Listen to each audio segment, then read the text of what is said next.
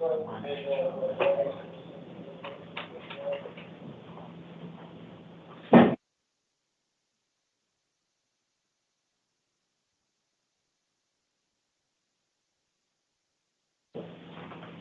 when you go in that, no hat, no hoodie, arms out of your sleeve. All right.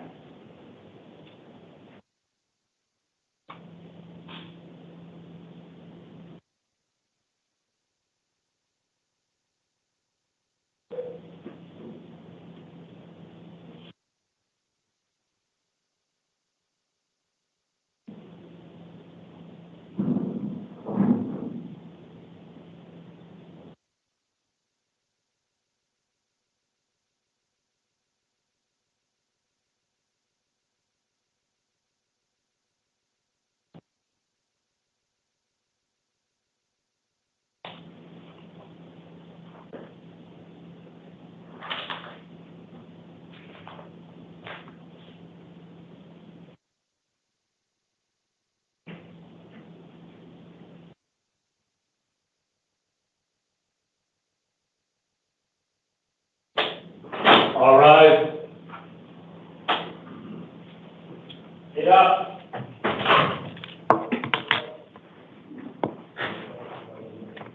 Thank you. You may be seated.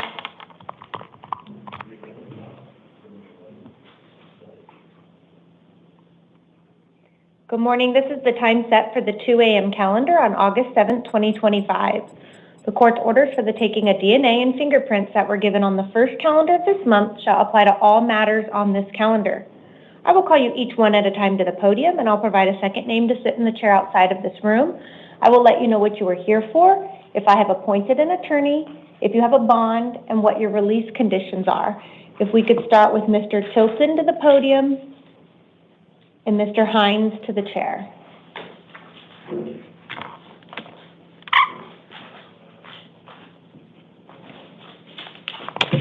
May I get your name and date of birth? James Tilton, 9/14/92.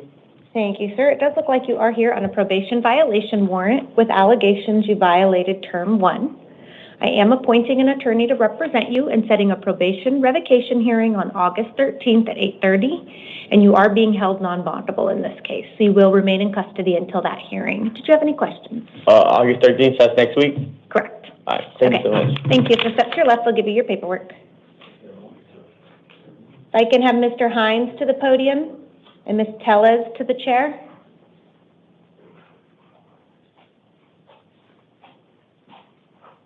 May I get your name and date of birth? Soto Lahans, 1803. Can you repeat your name one more time? Soto Lahans.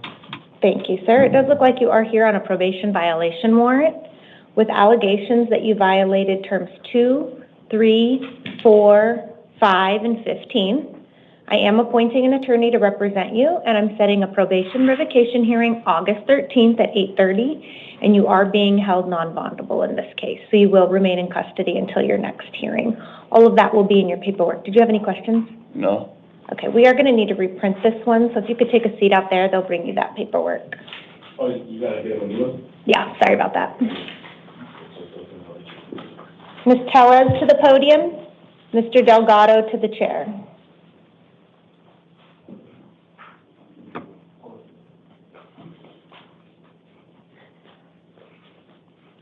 May I get your name and date of birth? Via Diaz. Excuse me, July 26, 1973. Thank you, ma'am. It does look like you are here on 2 cases. The first one is a new case for 1 count of dangerous drug possession, a class 4 felony. Probable cause has been found, and I'm appointing an attorney to represent you in that case. You're also here on a failure to appear bench warrant for pending drug charges that you have. I'm affirming that attorney. You're going to have a couple of hearings. In both cases, you have a status conference August 13th at 8:30 and a preliminary hearing August 15th at 8:30. In the case for your new charges, you have a 3rd hearing, and that's an evidentiary hearing on August 14th at 1:30. On the failure to appear case, you have a secured appearance bond in the amount of $1,000. However, because you were out on felony release at the time you were picked up for this new offense, you are non-bondable on your new charges. So although you have a bond on one case, even if you were to post it, you would not be released from custody until you have your evidentiary hearing on August 14th at 1:30. That's the time set to determine if bond will be set on your new charges. All of that will be in your paperwork. Did you have any questions, ma'am? Yes. I just was going into treatment, which was yesterday, and I've got the phone number, I'm not sure, the treatment president of I was just going into treatment, and it took me a long time because I had been out in the streets, and I've been trying really hard to get get help, and I barely got approved, and I was actually supposed to go into treatment yesterday, and I've got the phone number and everything, and if there's any way, and I wasn't doing I didn't have any new drugs. I don't know what you mean by that. That's why I'm kind of wondering, what do you mean by new drugs? So it looks like when you had police contact. And I just was, okay, on what? When you had police contact yesterday on August 6th, a substance was found with you, and they tested that substance, and it tested positive for methamphetamines. So that's what the new charges are. Because you were out on felony release on the other drug charges, hold on, it's not within my discretion. You will be held non-bondable under the law on that case. It's not within my discretion, so you will remain in custody until at least that hearing on August 14th at 1:30. Oh, wow. Okay? If you'll take a step to your left, the officer will give you your paperwork, ma'am. Okay, I was supposed to go into treatment, though. I understand, but it's not within my discretion. The law requires me to hold you non-bondable, so you will remain in custody until August 14th. Thank you. All right, thank you, ma'am. Mr. Delgado to the podium, Mr. Harper to the chair.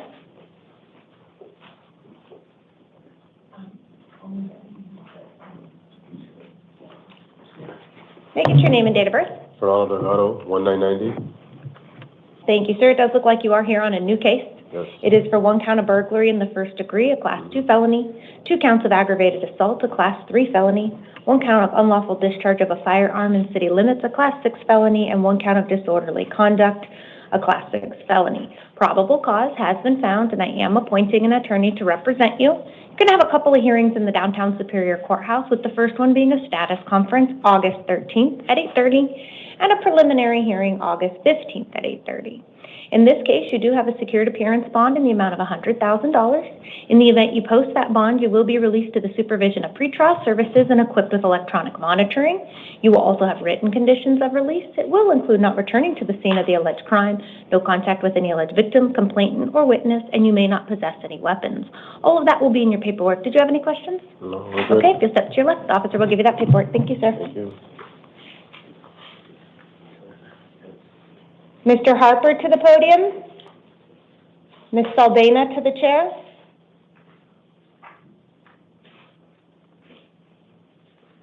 May I get your name and date of birth?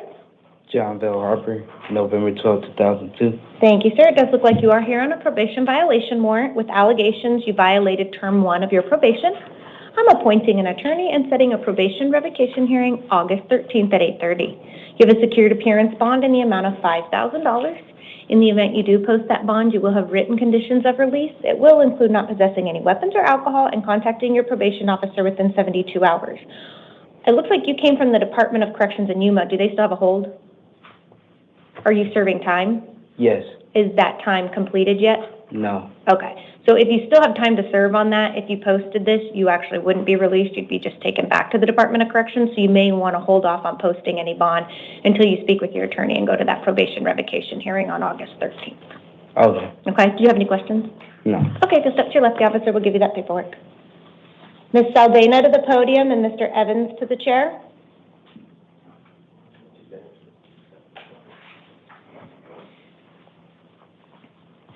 May I get your name and date of birth? Yeah, Jersey Saldana, 21196. Thank you, ma'am. It does look like you are here on a bond surrender. You have current charges pending for organized retail theft, and you had previously posted a bond, and the bonding company had indicated you did not comply with some of their requirements and have returned you on that case. I'm going to affirm the attorney that was previously appointed to represent you and set a status conference August 14th at 8:30. I'm just going to affirm all of your previous release conditions and bond. So you do have a secured appearance bond in the amount of $2,500. In the event you post that bond, you'll have written conditions of release, which include not returning to the scene of the alleged crime and no contact with any complainant or witness. All of that will be in your paperwork. Did you have any questions? No. Okay, thank you, ma'am. If you'll step to your left, they'll give you that paperwork. Thank you. Mr. Evans to the podium and Mr. Holder to the chair.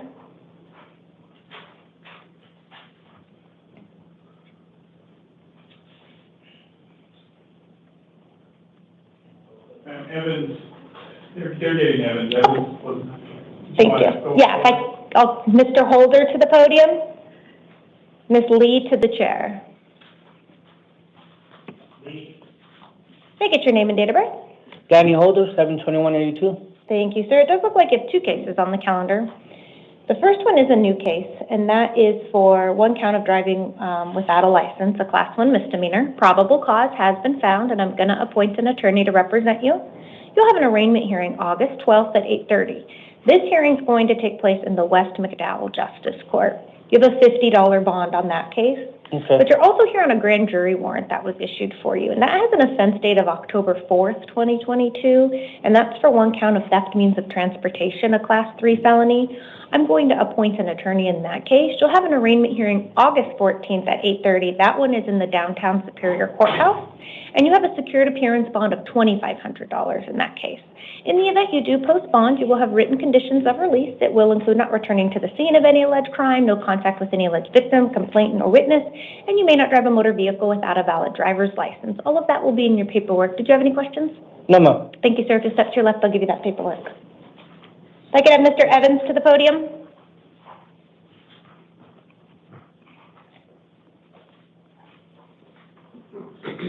May I get your name and date of birth? Kyle Evans, 7/31/75. Thank you, sir. It does look like you are here on a warrant from Coconino County Superior Court. They have indicated that you failed to appear at a hearing related to an assault charge. I am going to appoint an attorney and set an arraignment hearing August 12th at 8:30. That is in the Coconino County Superior Court. In this case, you have a secured appearance bond in the amount of $2,500. In the event you post that bond, you have written conditions of release. You may not possess any drugs without a prescription, and you may not drive a motor vehicle without a valid driver's license. If you do post bond, you will have to ensure you get yourself to that hearing in Coconino County Superior Court. If you fail to appear, another warrant will issue, and you would forfeit any bond that you have posted. All of that will be in your paperwork. Did you have any questions? No, I just need to get this over with. Okay, and if you don't post, they have indicated that they will transport you to that No, hearing. that's Okay. what my problem has been, is I just don't have the means to get up there. That's why I'm missing, the court dates, Okay, so I mean, the alternative is if you don't post it, they will take you there. Okay? I'm just gonna stick it out until it's done. All right. If you step to your left, the officer will give you that paperwork. Good luck, sir. Thank you. Ms. Lee to the podium. Mr. Grace to the chair.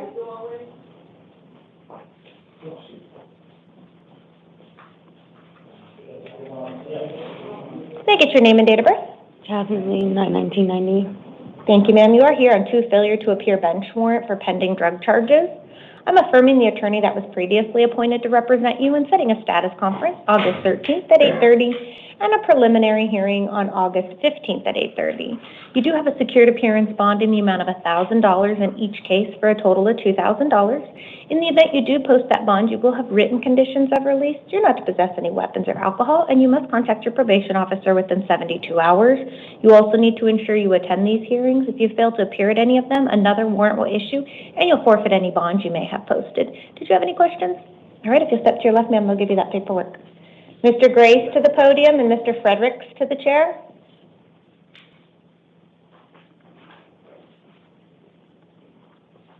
May I get your name and date of birth? Joseph J. Grace, 9676. Thank you, sir. It does look like you are here on a probation violation warrant. I do see that you were picked up from the Department of Corrections in Yuma. Are you currently serving time? Yes. Do you still have more time on that case? Yes. Okay. So there's an allegation you violated term 1 of your probation. I'm appointing an attorney and setting a probation revocation hearing August 13th at 8:30. You do have a secured appearance bond in the amount of $1,500. However, if you do post it, you wouldn't be released. You would be transferred back to the Department of Corrections. So you may want to hold off on posting that bond until you attend that hearing on August 13th. All of that will be in your paperwork. Did you have any questions? All right, if you'll step to your left, the officer will give you that paperwork. Thank you, sir. Mr. Fredericks to the podium. Mr. Kanegard to the chair. May I get your name and date of birth?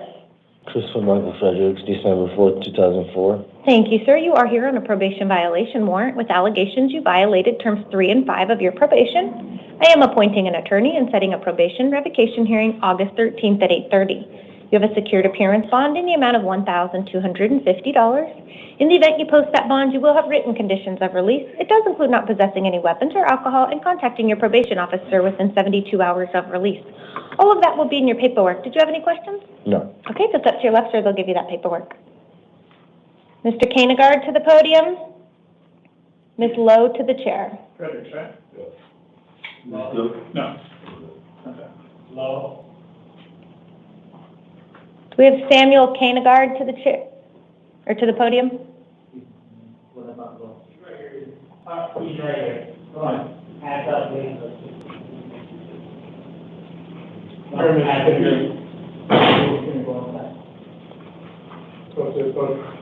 Kindergarten, right? Yeah. May I get your name and date of birth? Samuel Kindergarten, December 16, 1985. Thank you, sir. It does look like you are here on a failure to appear bench warrant related to pending drug charges. I'm affirming the attorney previously appointed to represent you and setting a status conference August 13th at 8:30 and a preliminary hearing August 15th at 8:30. You have a secured appearance bond in the amount of $1,000.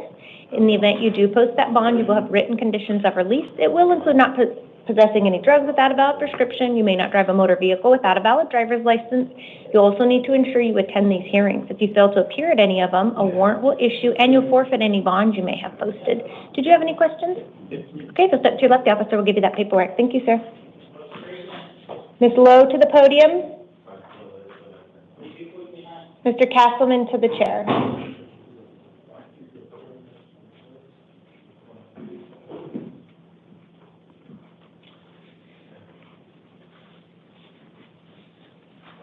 May I get your name and date of birth? June Low, 7/2088.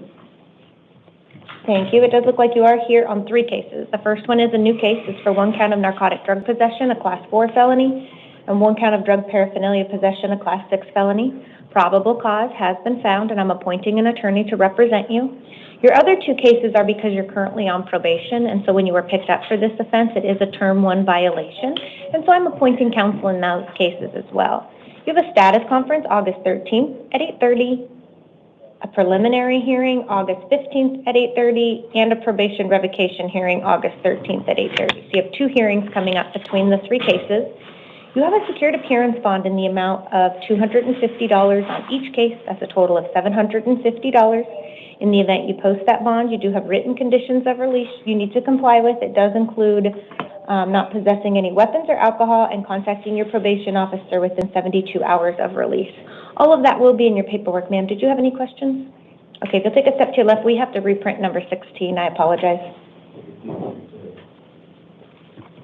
Mr. Castleman to the podium. Ms. Carlisle to the chair. May I get your name and date of birth? Nolan Castleman, 7/25/13. Thank you, sir. It does look like you are here on a probation violation warrant with allegations you violated terms 3 and 5 of your probation. I am appointing an attorney and setting a probation revocation hearing August 13th at 8:30. You have a secured appearance bond in the amount of $250. In the event you post that bond, you have written conditions of release. You may not possess any weapons or alcohol, and you must contact your probation officer within 72 hours. Did you have any questions? No. Okay, so step to your left, the officer will give you that paperwork. Ms. Carlisle to the podium. Mario Callo to the chair. May I get your name and date of birth? Catherine Louise Carlisle, August 21st, 1997. Thank you. It does look like you are here on a probation violation warrant with allegations you violated terms 3, 4, 5, and 15. I'm appointing an attorney and setting a probation revocation hearing August 13th at 8:30. You have a secured appearance bond in the amount of $250. In the event you post that bond, you have written conditions of release. You may not possess any weapons or alcohol, and you must contact your probation officer within 72 hours of release. All of that will be in your paperwork. Did you have any questions? No, ma'am. Thank you. If you'll take a step to your left, I'll give you your paperwork. Mario to the podium. Robert Cummings to the chair.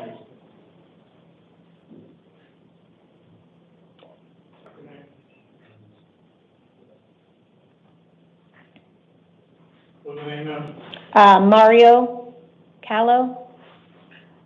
Gallo? Gallo?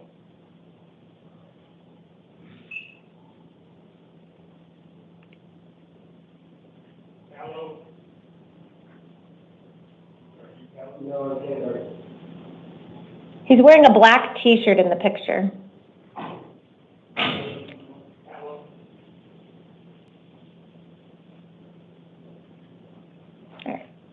I'm going to go to the next one while we look for him. If I can have Robert to the podium, Ms. Ortiz Gutierrez to the chair. May I get your name and date of birth? Robert Clemens, August 23rd, 1987. Thank you, sir. Are you currently here on anything else? On anything else? It looks like you had a warrant out of the city of Mesa. Have you been seen on that case yet? No, I don't think, no, I haven't. Okay. And the warrants that I'm here for now, I had no clue that I had. Okay, so I'll tell you what you're here before me right now, but I think you also have a hold out of the city of Mesa, so you'll likely be seeing another judge as well. What you're here for right now is a direct complaint that was filed. This was signed on June 30th, 2025. It has an offense date of March 22nd, 2025, and it's for 1 count of dangerous drug possession, a Class 4 felony, and 1 count of drug paraphernalia possession, a Class 6 felony. In this case, I'm appointing an attorney and giving you a couple of hearings in the downtown Superior Courthouse. You have a status conference August 13th at 8:30 and a preliminary hearing August 15th at 8:30. You have a secured appearance bond in the amount of $50. Again, notes indicate you also have a warrant out of the city of Mesa and that you're being held on that as well. So if you have a bond in that case, this $50 would be in addition to that.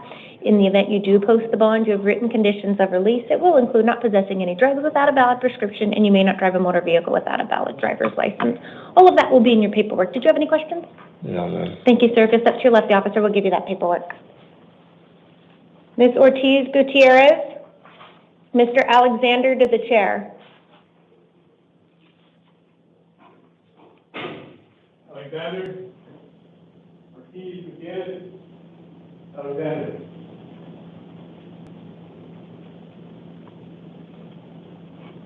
All right, ma'am. Let me,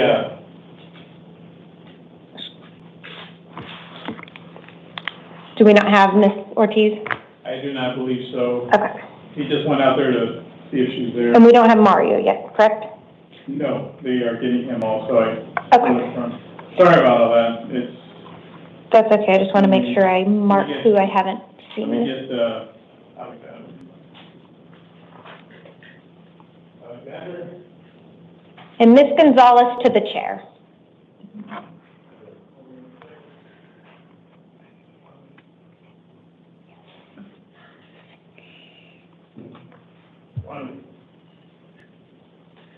This is Alexander. Yes, the podium. How you doing, man? Good morning. Could I get your name and date of birth? Rakim Alexander, May 16th, 91. Thank you, sir. It does look like you are here on a failure to appear bench warrant that was issued for you related to a pending drug charge and criminal trespass charge you have. I'm affirming the attorney previously appointed to represent you. Hold on. Let's get a new attorney. I'm going to set do a me status, justice from the beginning. hold on for a moment. I'm going to set a status conference August 13th at 8:30 and a preliminary hearing August 15th at 8:30. You have a secured appearance bond in the amount of $50. In the event you post that bond, you will have written conditions of release. You're not to return to the scene of the alleged crime, and you may not possess any drugs without a valid prescription. You also need to ensure you attend these hearings. If you fail to appear, another warrant will issue, and you'd forfeit any bond you may have posted. Did you have any questions? Yeah, you're the commissioner. I need another attorney. And I don't even want to pop up at any date, especially if I'm in jail, I can't do anything. So, at that point, I need a new attorney. You'll have to contact the, I know you can do it right from there. I need Sir, I you to cannot. appoint me a new attorney, please. I cannot appoint a new attorney for you. I can affirm the attorney that was previously appointed. The phone number for their office will be on your paperwork. If you're unhappy with the services, then you can contact the main number and ask them to see if they can switch attorneys for you. But I don't have the authority to require them to do that. That's fine. Okay? If you step to your left, the officer will give you that paperwork. Thank you. Ms. Gonzalez to the podium. Mr. Foster to the chair. $50 on our own house, we go at the first and you get away with $50 on. Thank you. Start helping people, Judge. May I get your name and date of birth? Vanessa Gonzalez, 4/15/83. Thank you, ma'am. And are you currently here on anything else?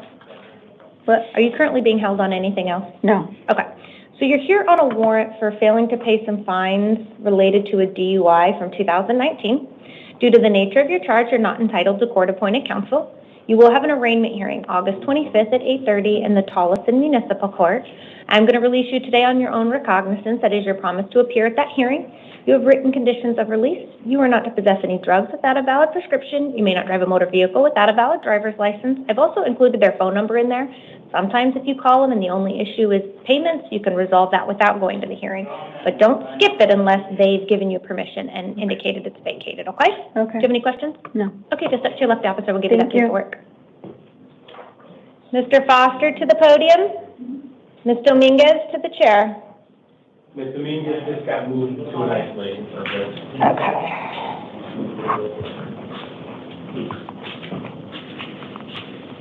Hey. Can I get your name and date of birth? Armani Foster, 1488. Thank you, sir. It does look like you are here on a failure to appear warrant out of Maryville Justice Court related to leaving the scene of an accident in 2021. Due to the nature of your charge, you're not entitled to court-appointed counsel, but you can hire one at your own expense. You're going to have an arraignment hearing August 27th at 11 a.m. in the Maryville Justice Court.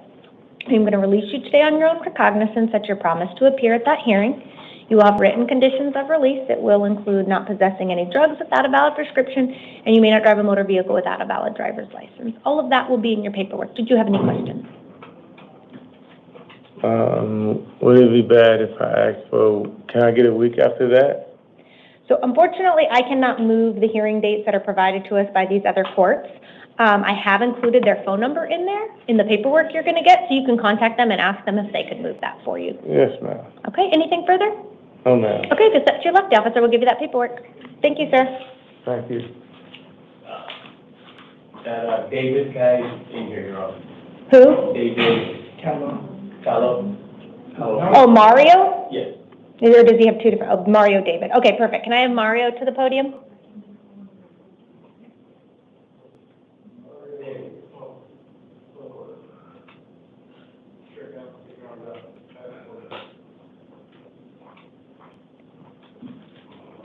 Can I get your name and date of birth? Mario Carlo, 02/03/1994. Thank you, sir. You are here on a probation violation warrant with allegations you violated terms 3, 4, and 5. I am appointing an attorney and setting a probation revocation hearing August 13th at 8:30. You have a secured appearance bond in the amount of $250. In the event you post that bond, you have written conditions of release. You're not to possess any weapons or alcohol, and you must contact your probation officer within 72 hours of release. Did you have any questions?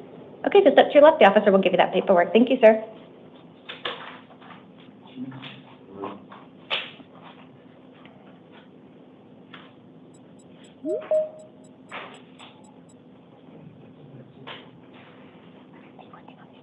Are you getting an interpreter? No, I haven't.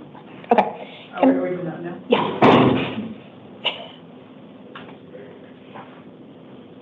Who do you want next time? Johan Mungia.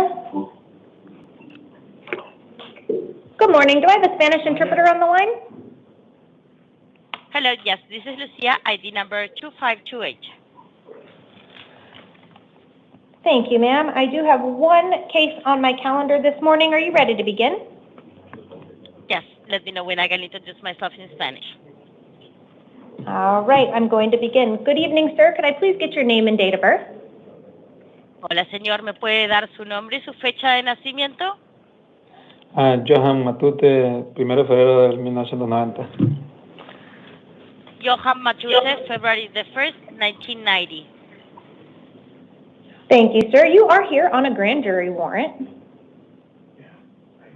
Hola, señor. Usted está hoy aquí debido a una búsqueda de detención debido a gran jurado. It is for an offense date of June 29th, 2023. Esto es por una ofensa ocurrida el día 29 de junio del 2023. It is for one count of causing death by use of a vehicle. Es por un caso por muerte debido al uso de un vehículo. I am appointing an attorney to represent you. Estoy adjuntando un abogado para que lo represente.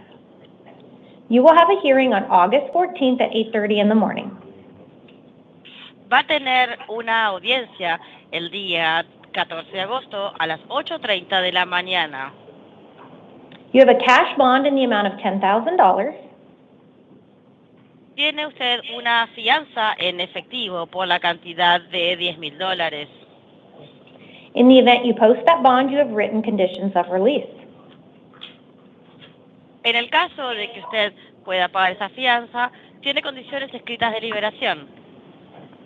You may not have contact with any alleged victim, complainant, or witness. No puede tener contacto con ninguna de las supuestas víctimas, o testigo o demandante. You also need to ensure you attend the hearing. If you fail to appear, a warrant will issue. También tiene que ir a la audiencia. Si usted no comparece, va a hacerse otra orden de arresto.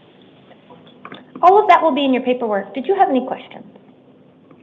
Todo eso información va a estar en los papeles. ¿Tiene usted alguna pregunta? Sí, ¿qué tanto tiempo tengo para pagar la fianza? How long do you provide me for me to pay the bond? You will remain in custody until the bond is posted. Se va a mantener bajo custodia policial hasta que tengamos la fianza. ¿La fianza tiene que ser completa o puede ser el 10%? Does it have to be a full bond or could I pay 10%? This is a cash bond, so it is the entire $10,000. Es la fianza completa de $10,000. Okay. Si en dado caso la pago, pues no sé si tendría problema con migración para pagarla. In case I pay, would I have any problem with migration? You can ask the officers more information, but there is a note that they may extradite you related to immigration services. Bien, puede preguntar más a los oficiales, pero hay una nota informando que puede ser extraditado por los servicios migratorios. Ok, gracias. Thank you. If you step to your left, sir, they'll give you that paperwork. Thank you. Bien, el oficial de la izquierda le va a dar los papeles. Gracias. Thank you, Madam Interpreter. That does conclude our Spanish matter this morning. I appreciate your services. Feel free to disconnect at your convenience. Thank you for calling Lionbridge Free Languages Needs. Have a nice day. And did we find Miss Ortiz Gutierrez? So, Your Honor, they gave us the wrong name earlier. It was number 13 on the docket. That for Dominguez, she's not the one that got put in ISO. It was Ortiz. Number 10 on the docket got put in ISO. Okay, so 10 is in ISO. So do we have Christina Dominguez here? Yes, ma'am. Perfect. Can I have Miss Dominguez to the podium?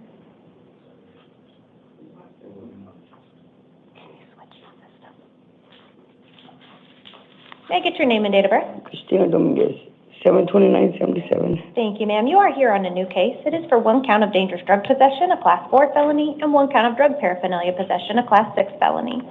For purposes of today's hearing, I am not finding probable cause as to those charges. It does not mean that they are dismissed. They may test the substance and move forward. So I'm still going to appoint an attorney and give you some hearings, and I need you to go to those hearings because if you fail to appear, a warrant will still issue. You're going to have a status conference August 21st at 8:30 and a preliminary hearing August 25th at 8:30. All of that will be in your paperwork, ma'am. Did you have any questions? Do I get out? Yeah, you'll be released on these charges. Thank you, ma'am. Anything further? No, that's it. Okay, if you'll step to your left, the officer will give you that paperwork.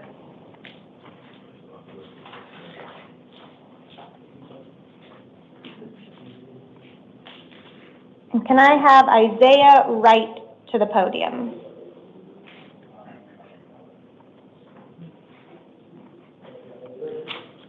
Can I get your name and date of birth? Isaiah Wright, 09/23/99. Thank you, sir. It does look like you are here on a warrant out of the state of California. Yes. Did you get an opportunity to review the laminated card that was given to you? Yes, I have. Okay, so you're gonna have an option or a choice to make here this morning. So as I mentioned, you have a warrant from California. They have indicated they do want to extradite you back to California. It looks like it is a probation violation charge. Mm-hmm. So your first option is you can say, yes, I'm ready to go back. California can come pick me up. If you were to choose to do that, you would be held here in the Maricopa County jails, non-bondable, and you would be giving California 30 days to come pick you up. That 30 days would start tomorrow, so long as you do not have any other pending charges in the state of Arizona. Or you have the right to demand that both the governor of Arizona and the governor of California sign an order requiring you to be extradited back before that happens. In that case, that's about a 60 to 90-day process. I would set a hearing here in Maricopa County on August 18th at 1:30 in the afternoon. It is civil in nature, so I could not appoint counsel, but you could hire an attorney at your own expense.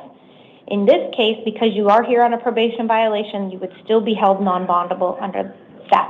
Yes, I accepted 30 days of the transferable fucking thing to California. Okay, so you do want to waive your rights and say you're ready for California to pick you up? Yeah. Okay. Let's just make sure you understand everything that you're agreeing to, and then I'll have you sign some paperwork. Okay. So, you did read the waiver of extradition paperwork, that laminated card, sir? Yeah, I read it. And do you understand you do not have to sign this paperwork? Mm-hmm. And do you understand you have the right to an extradition hearing? Yes, thank you. And do you understand that you have the right to hire a lawyer at your own expense? Uh-huh. And do you understand that you have the right to demand that a governor's warrant be signed by the governors of both states before you are returned? Please. Yes, I understand. Do you want to give up those rights and sign this paperwork? Yeah, let's do it. Has anyone threatened you or promised you anything to get you to sign this paperwork? No, I'm just kind of like ready. I'm kind of bored, and I did everything I wanted to do out here, and I had really a good time, and I met a lot of cool people. So it's just whatever. It's time to get the next things going or whatever. You know? Have you had any drugs, alcohol, or medication within the last 24 hours? Yeah, I do drugs. I do crystal meth. I smoke weed. I drink. Do you believe that the drugs or alcohol or medication has affected your ability to understand these proceedings? No, I do not.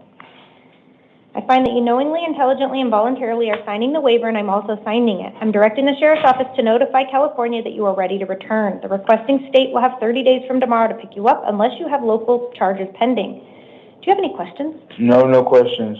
All right, if you will step up here in just a moment, they will have you sign this. Okay. I think we're going to need the officer to grab the pad for him. If you'll just hang tight right there until she tells you to sign.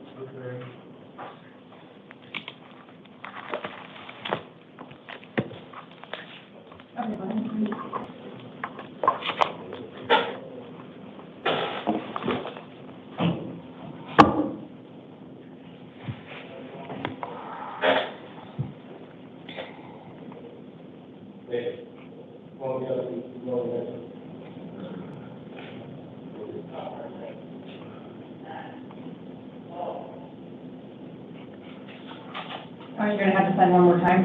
Okay. Go ahead.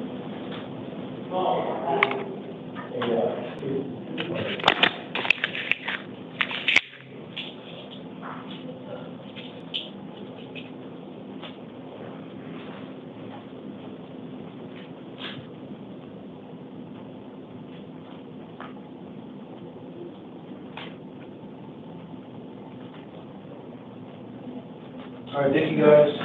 Thank you. If you'll take a seat out there, they will bring you your paperwork. Okay. Yeah, I was my paperwork. Yeah, you gotta wait for your paperwork. And it looks like we have two house calls. Is that correct? Is it Rutherford and Ortiz Gutierrez? It's three now, Ortiz Gutierrez and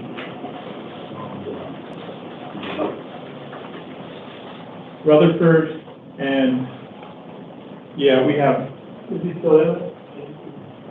It is a two. Just two? Okay. I'm going to just put those on the record while we wait for the next case.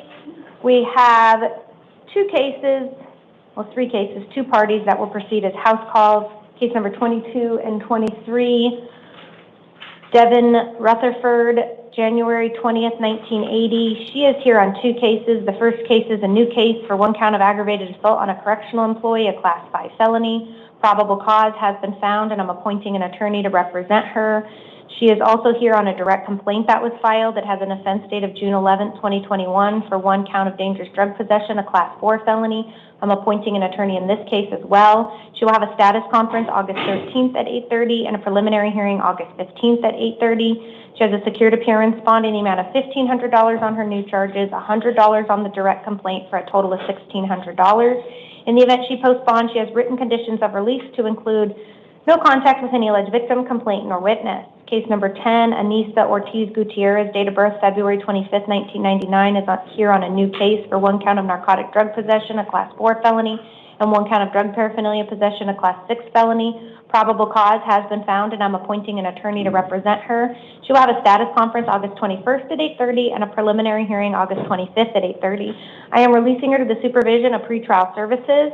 She will have written conditions of release. It does include not possessing any drugs without a valid prescription, and she may not drive a motor vehicle without a valid driver's license. If anything changes after I meet with these parties, I will update the written record. If I could have David Hamilton to the podium.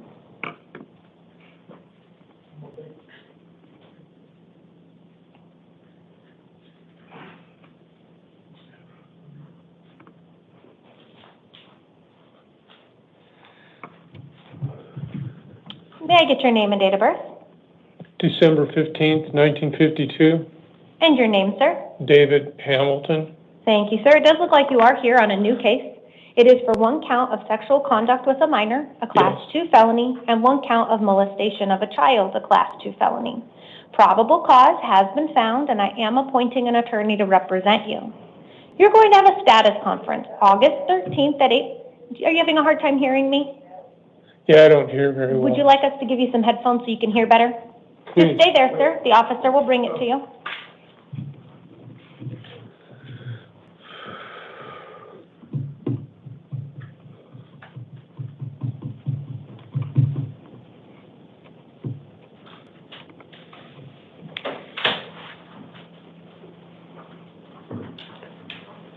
You just gotta hold it onto this one. Hold it back here, because I think it's too close to that. Say it again. Just hold it, Okay. but hold it over here. Hold it like that, down here to your side. Is that better, sir? Can you hear me? Yes. All right, I'm going to go ahead and start over just to make sure you heard everything. You are here on a new case. It is for 1 count of sexual conduct with a minor, a Class 2 felony, and 1 count of molestation of a child, a Class 2 felony. Probable cause has been found, and I am appointing an attorney to represent you. You are going to have a status conference August 13th at 8:30 and a preliminary hearing August 15th at 8:30. You have a cash bond in the amount of $150,000. In the event you post that bond, you will be released to the supervision of pretrial services, and you will be equipped with electronic monitoring. You will also have written conditions of release. You are not to return to the scene of the alleged crime, no contact with any alleged victim, complainant, or witness, and you may not have contact with any minors. All of this information will be in your paperwork. Did you have any questions? No. All right, sir, if you'll take a step to your left, they will give you that paperwork and you can hand them the headphones.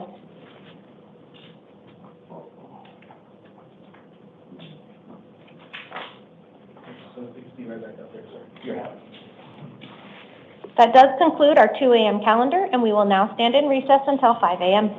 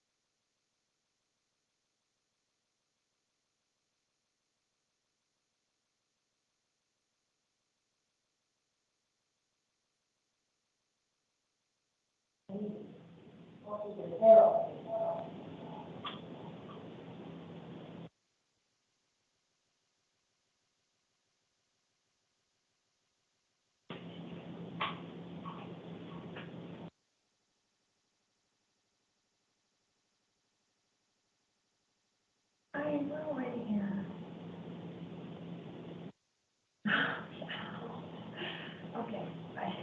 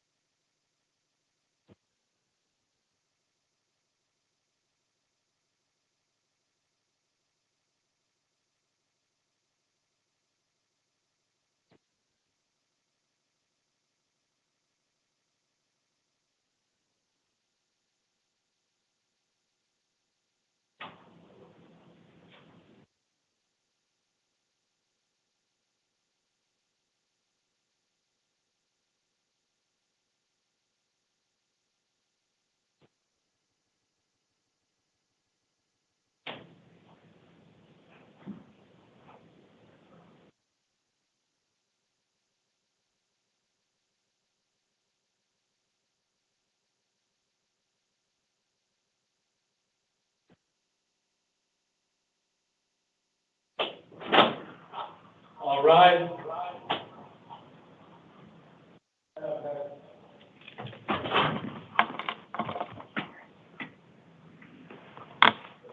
Thank you. You may be seated.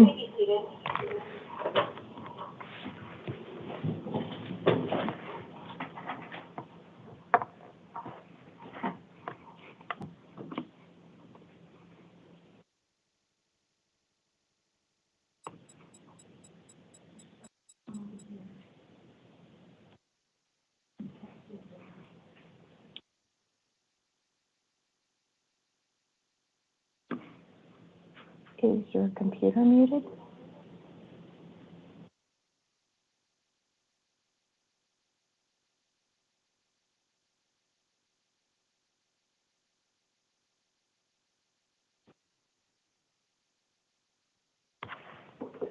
Sorry, we're having some technical difficulties. It's repeating everything to us.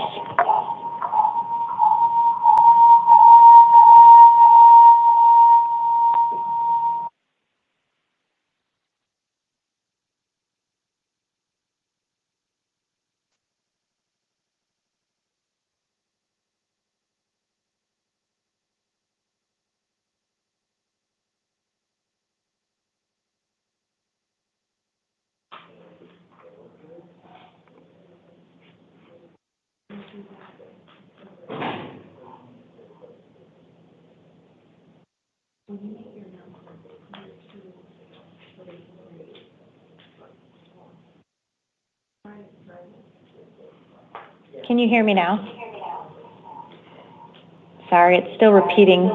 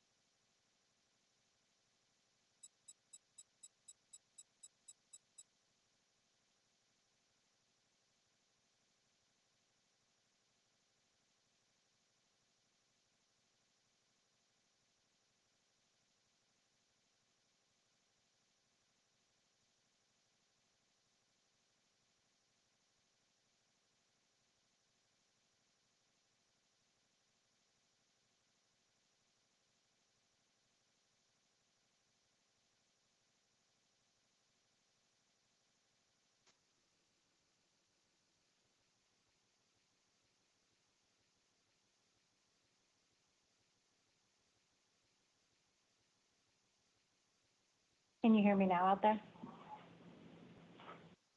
Can you hear me when I speak?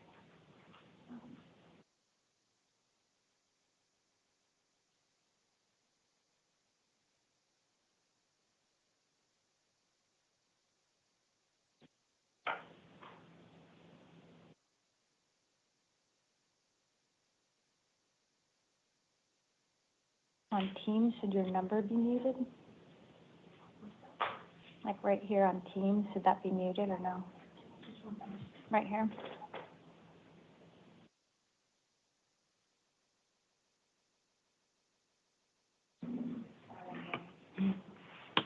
Should this be muted? Right here, do you know?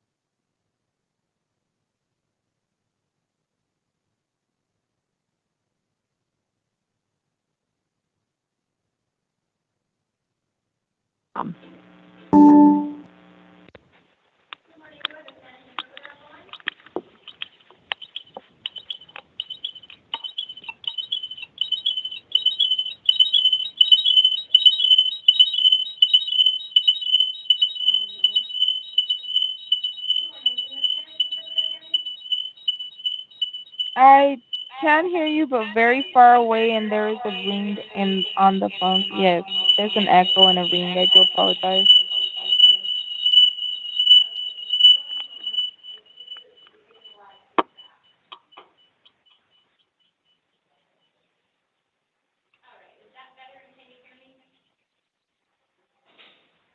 I can hear you, but you sound very, very far away.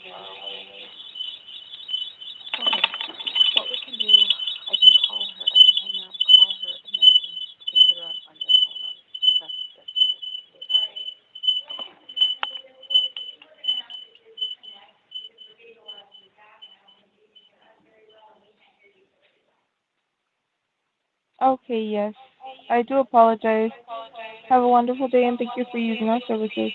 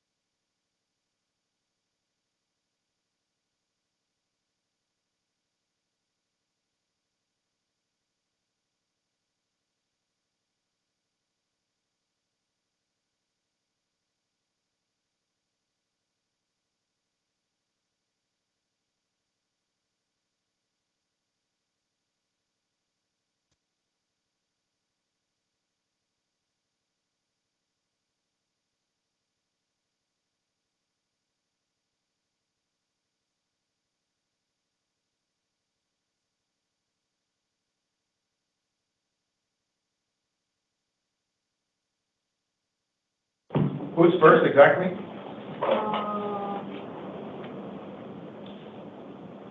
Ortega, Daniel. Daniel.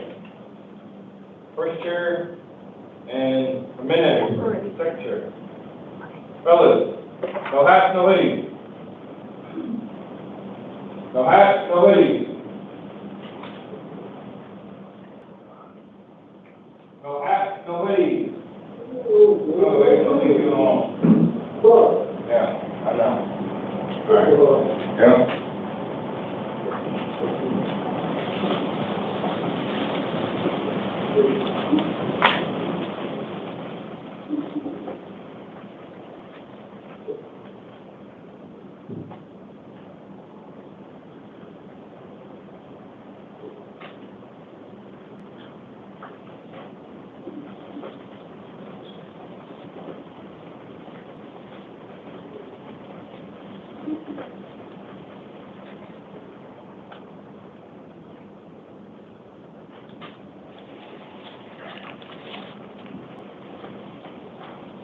Judge is coming, everybody. All rise, all rise, all rise.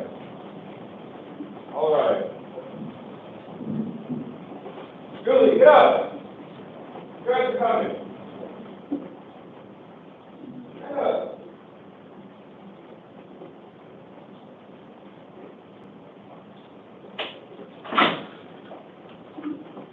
Morning. Good morning, everybody. You may be seated. The interpreter is on the line. Okay.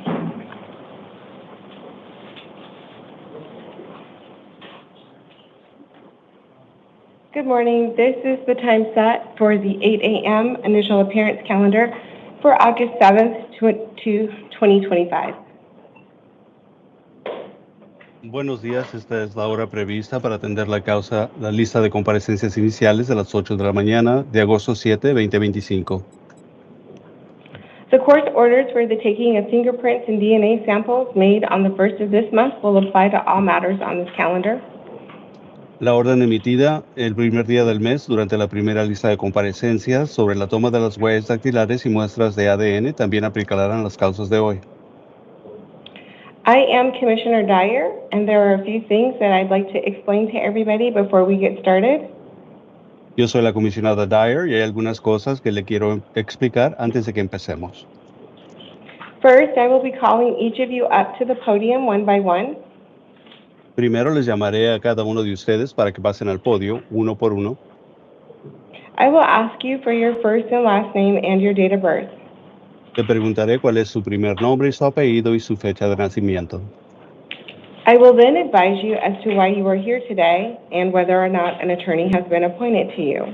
Después le informaré la razón por la que usted fue arrestado y se encuentra aquí y si es que tiene usted el derecho a que se le nombre un abogado para su representación.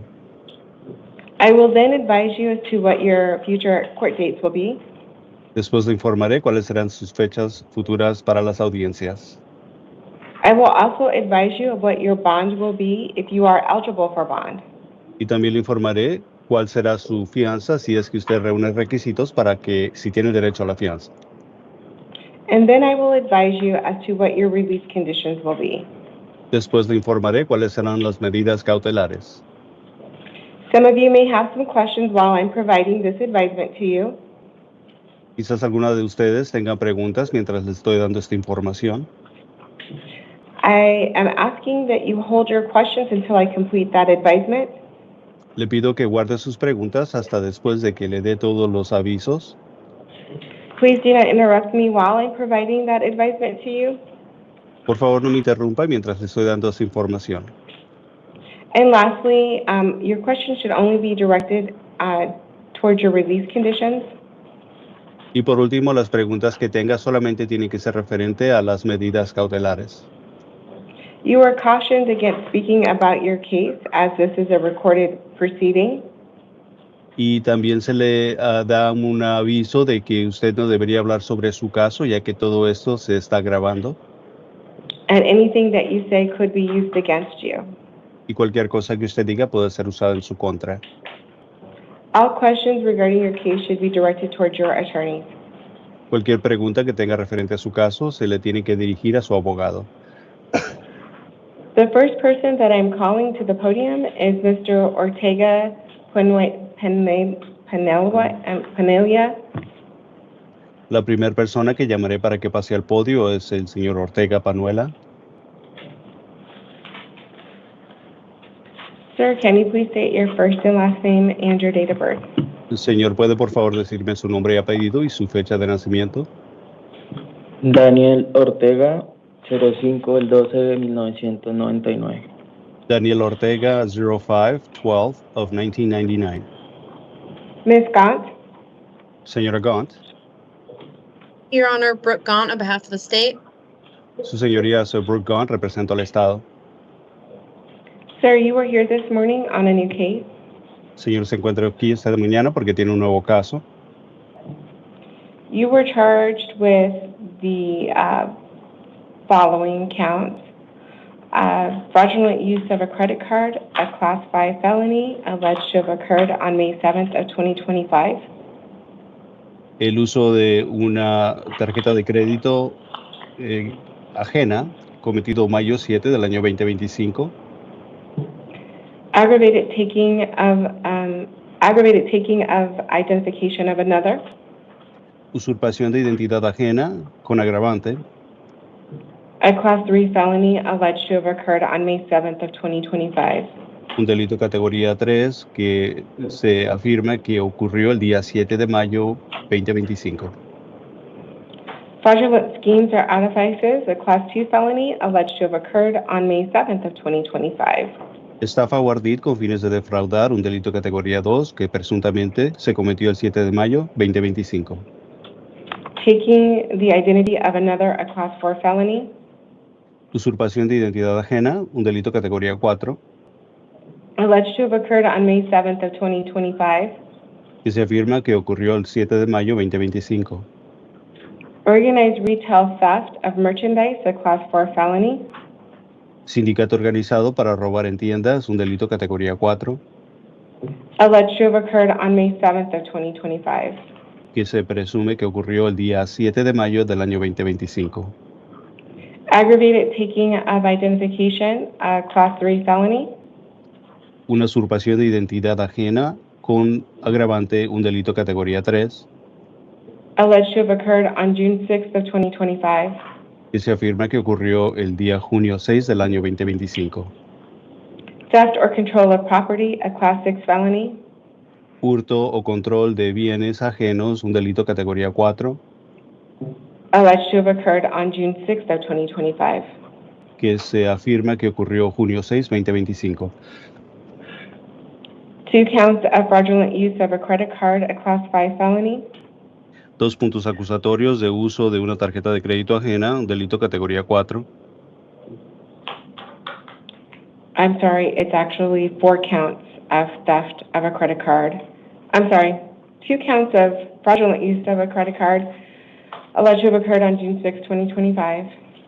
Son 4. No, me corrijo. Son 2 ilícitos de robo de una tarjeta de crédito que presuntamente ocurrió junio 6, 2025.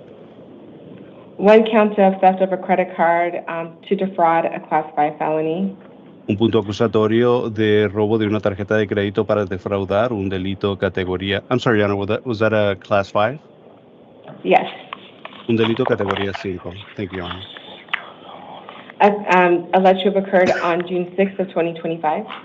Y que se afirma de que ocurrió junio 6, 2025.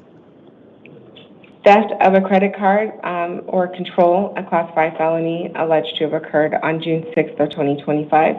Un robo de una tarjeta de crédito y para defraudar y que se asume o se presume de que ocurrió junio 6, 2025. 2 counts of fraudulent schemes or artifices, Class 2 felonies, alleged to have occurred on June 6th of 2025. Estafa o ardid con fines de defraudar son 2 puntos acusatorios, delitos categoría 2, que se afirma que ocurrieron en junio 6, 2025. Organized retail theft, a Class 2 felony, alleged to have occurred on June 6th of 2025. Sindicato organizado para robar en tiendas, delito categoría 2, que se afirma que ocurrieron el 6 de junio 2025. 2 2 counts of taking the identity of another, a Class 4 felony alleged to have occurred on June 6th of 2025. 2 puntos acusatorios de usurpación de identidad ajena, delitos categoría 4, y se afirma que ocurrieron el día 6 de junio 2025. Conspiracy, a Class 1 felony. Ms. Gaunt, is that the right charging classification, conspiracy, a Class 1 felony? I think that might be wrong, and I'm sorry I missed it earlier. You're muted, Ms. Gaunt. Can you hear me now? I can. Okay, sorry about that. Yes, Your Honor, it's a Class 2 felony. Okay. I will be making that correction. Conspiracy, a Class 2 felony alleged to have occurred on June 6th of 2025. Confabulación para delinquir un delito categoría 2 que se presume que ocurrió junio 6, 2025.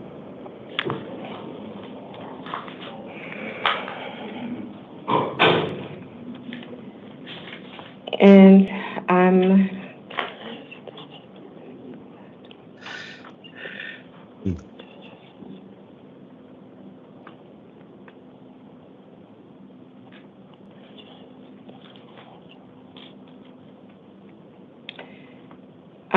2 counts of taking the identity of another, a Class 4 felony. 2 puntos acusatorios de usurpación de identidad ajena, delito categoría 4. Perdón, categoría 2. Alleged to have occurred on June 6th of 2025. Y que se afirma que ocurrió el día 6 de junio 2025. Theft or control of property, a Class 6 felony alleged to have occurred on August 6th of 2025. Robo o control de bienes ajenos que se presume que ocurrieron en junio 6, 2025, delitos categoría 4. Aggravated taking of the identification of another, a Class 3 felony.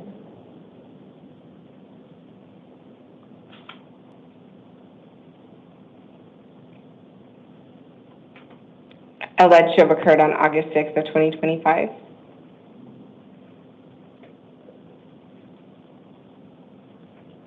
Mr. Parra, if you're speaking, I don't hear you. My apologies, Your Honor, my mic was off. Usurpación de identidad ajena con agravante, 2 puntos acusatorios, delitos categoría 2 que presuntamente ocurrieron el 6 de junio 2025. Taking the identity of another, a Class 4 felony alleged to have occurred on August 6th of 2025. Usurpación de identidad ajena, delito categoría 2 que presuntamente ocurrió agosto 5, 2025.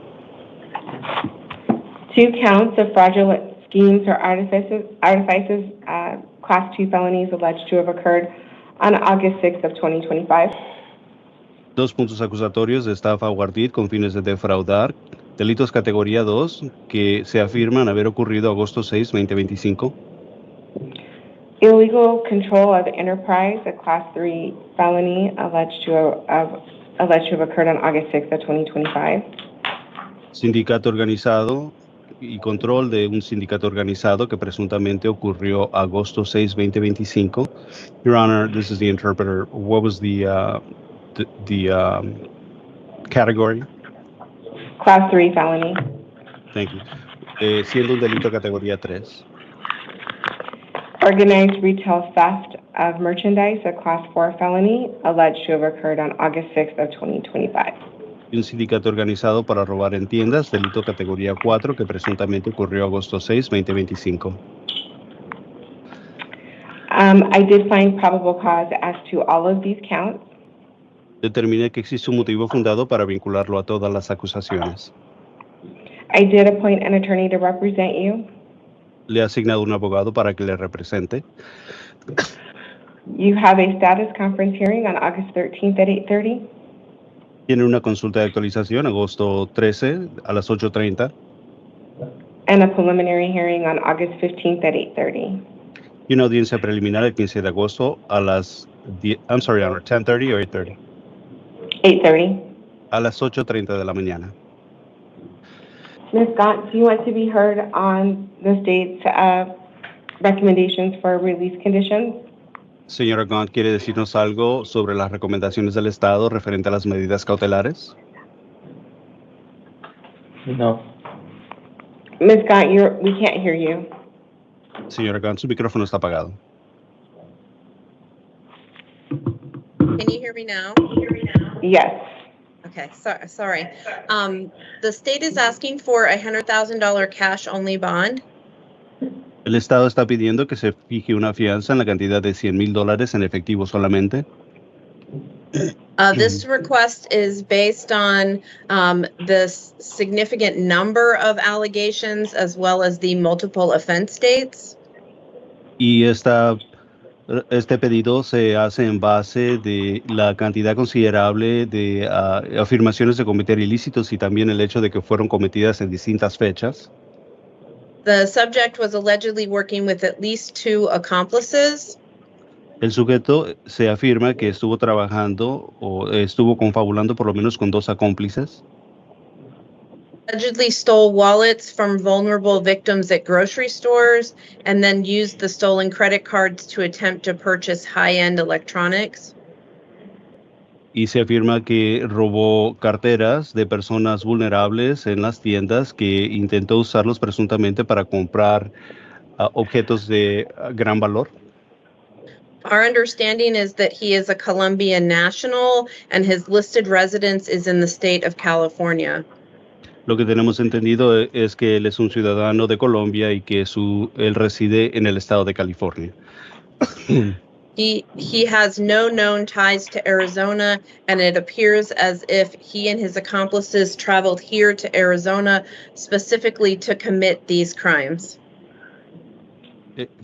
No se sabe que tenga algún vínculo con ninguna persona aquí en Arizona y se afirma de que él viajó al estado de Arizona junto con sus 2 cómplices con el propósito de cometer estos ilícitos. We believe that he is a significant flight risk given his ties to California and Colombia. Pensamos de que él es un riesgo de fuga considerable debido a los vínculos que tiene el estado de California y Colombia. There is a strong weight of the evidence as admissions have been made as well as law enforcement observing this group engaging in criminal activity.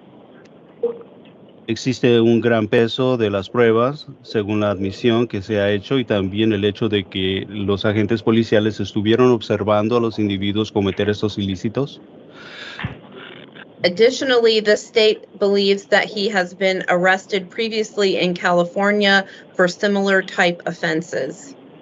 Además de eso, también se tiene entendido de que ya fue arrestado anteriormente en California por cometer ilícitos parecidos. Thank you. Thank you, Your Honor. Gracias, su señoría.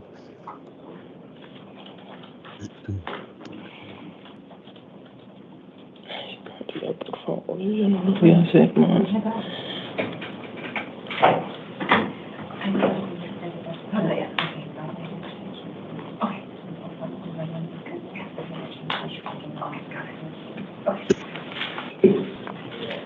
So the court did take into consideration the state's recommendation. La juez tomó en consideración las recomendaciones del Estado, as well as reviewing the serious nature of these offenses. tanto como también entender el nivel grave de estos ilícitos. The court did make a probable cause regarding the methods that were used to execute these offenses. La juez también determinó que existe un motivo fundado para vincularlo a las acusaciones referente al método para cometer estos ilícitos. The court also made a probable cause finding that the alleged victims were elderly individuals. La juez también determinó que existe un motivo fundado para vincularlo a las acusaciones sobre las presuntas víctimas siendo personas ancianas, mayormente. And I did review the criminal history of the defendant. Y también leí los antecedentes penales del acusado. So in weighing the serious nature of the offenses, y según el carácter grave de los ilícitos, as well as potential risk or harm to the community, tanto como el potencial de riesgo a la comunidad y as peligro, well as a concern for flight risk. y también referente a la inquietud de que sea un riesgo de fuga. I have ordered a cash bond in the amount of $50,000 He ordenado que se deposite una fianza en la cantidad de $50,000 en efectivo solamente. If you are able to post bond, you cannot return to the scene of the alleged crime. Si es que usted logra depositar la fianza, no podrá regresar al lugar del presunto delito. You cannot have any contact with the alleged victim. No podrá tener usted ningún tipo de contacto con las presuntas víctimas. You cannot have any contact with alleged co-defendants. No puede usted tener ningún tipo de contacto con los presuntos coacusados. And you cannot possess any weapons. Y no podrá usted estar en posesión de ningún tipo de arma. Failure to comply with these release conditions, El no cumplir con estas medidas cautelares, or failure to appear for your court dates, o al no comparecer a sus audiencias, will result in the loss of any bond that you post. resultará en la pérdida de cualquier depósito de fianza. A warrant will issue for your arrest. Se emitirá una orden para su arresto. An additional bond could be imposed. Y se le puede imponer nueva fianza adicional. This completes my advisement to you. Esta es la totalidad de la información que le tengo que dar. Do you have any questions regarding release conditions at this time? A este punto, ¿tienes alguna pregunta referente a las medidas cautelares? Sí. Yes. ¿Cuánto tiempo tengo para pagar este dinero? How long do I have to post the bond? If you don't post the bond, you will be held in custody until at least your first hearing on August 13th. Si es que usted no deposita la fianza, permanecerá detenido por lo menos hasta el 6 de agosto cuando tenga su siguiente audiencia. O sea, voy a estar detenido hasta que pague la fianza ahorita, ¿sí? ¿Perdón, señor? Voy a estar detenido hasta que pague la fianza. So I will be I will be detained until I post the bond? Correct. Así es. Okay, ¿y son los 50,000 en total? And it's a total of 50,000? Yes. Sí. Okay. Okay. All right. So if you have no further questions, if you'll step to your left, the officer will give you your paperwork. Okay, si usted no tiene más preguntas, pase a la izquierda y el agente le dará sus papeles.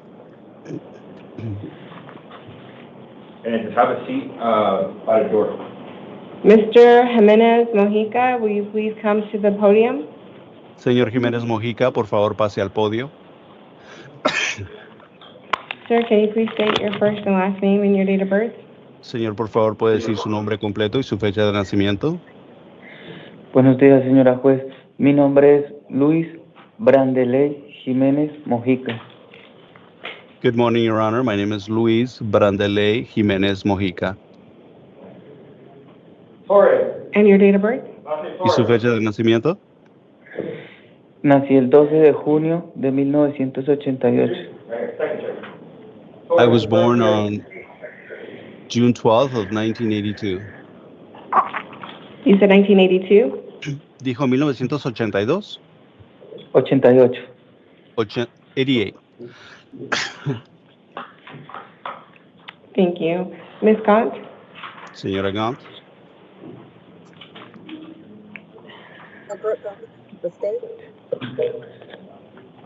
Brooke Gaunt para el Estado.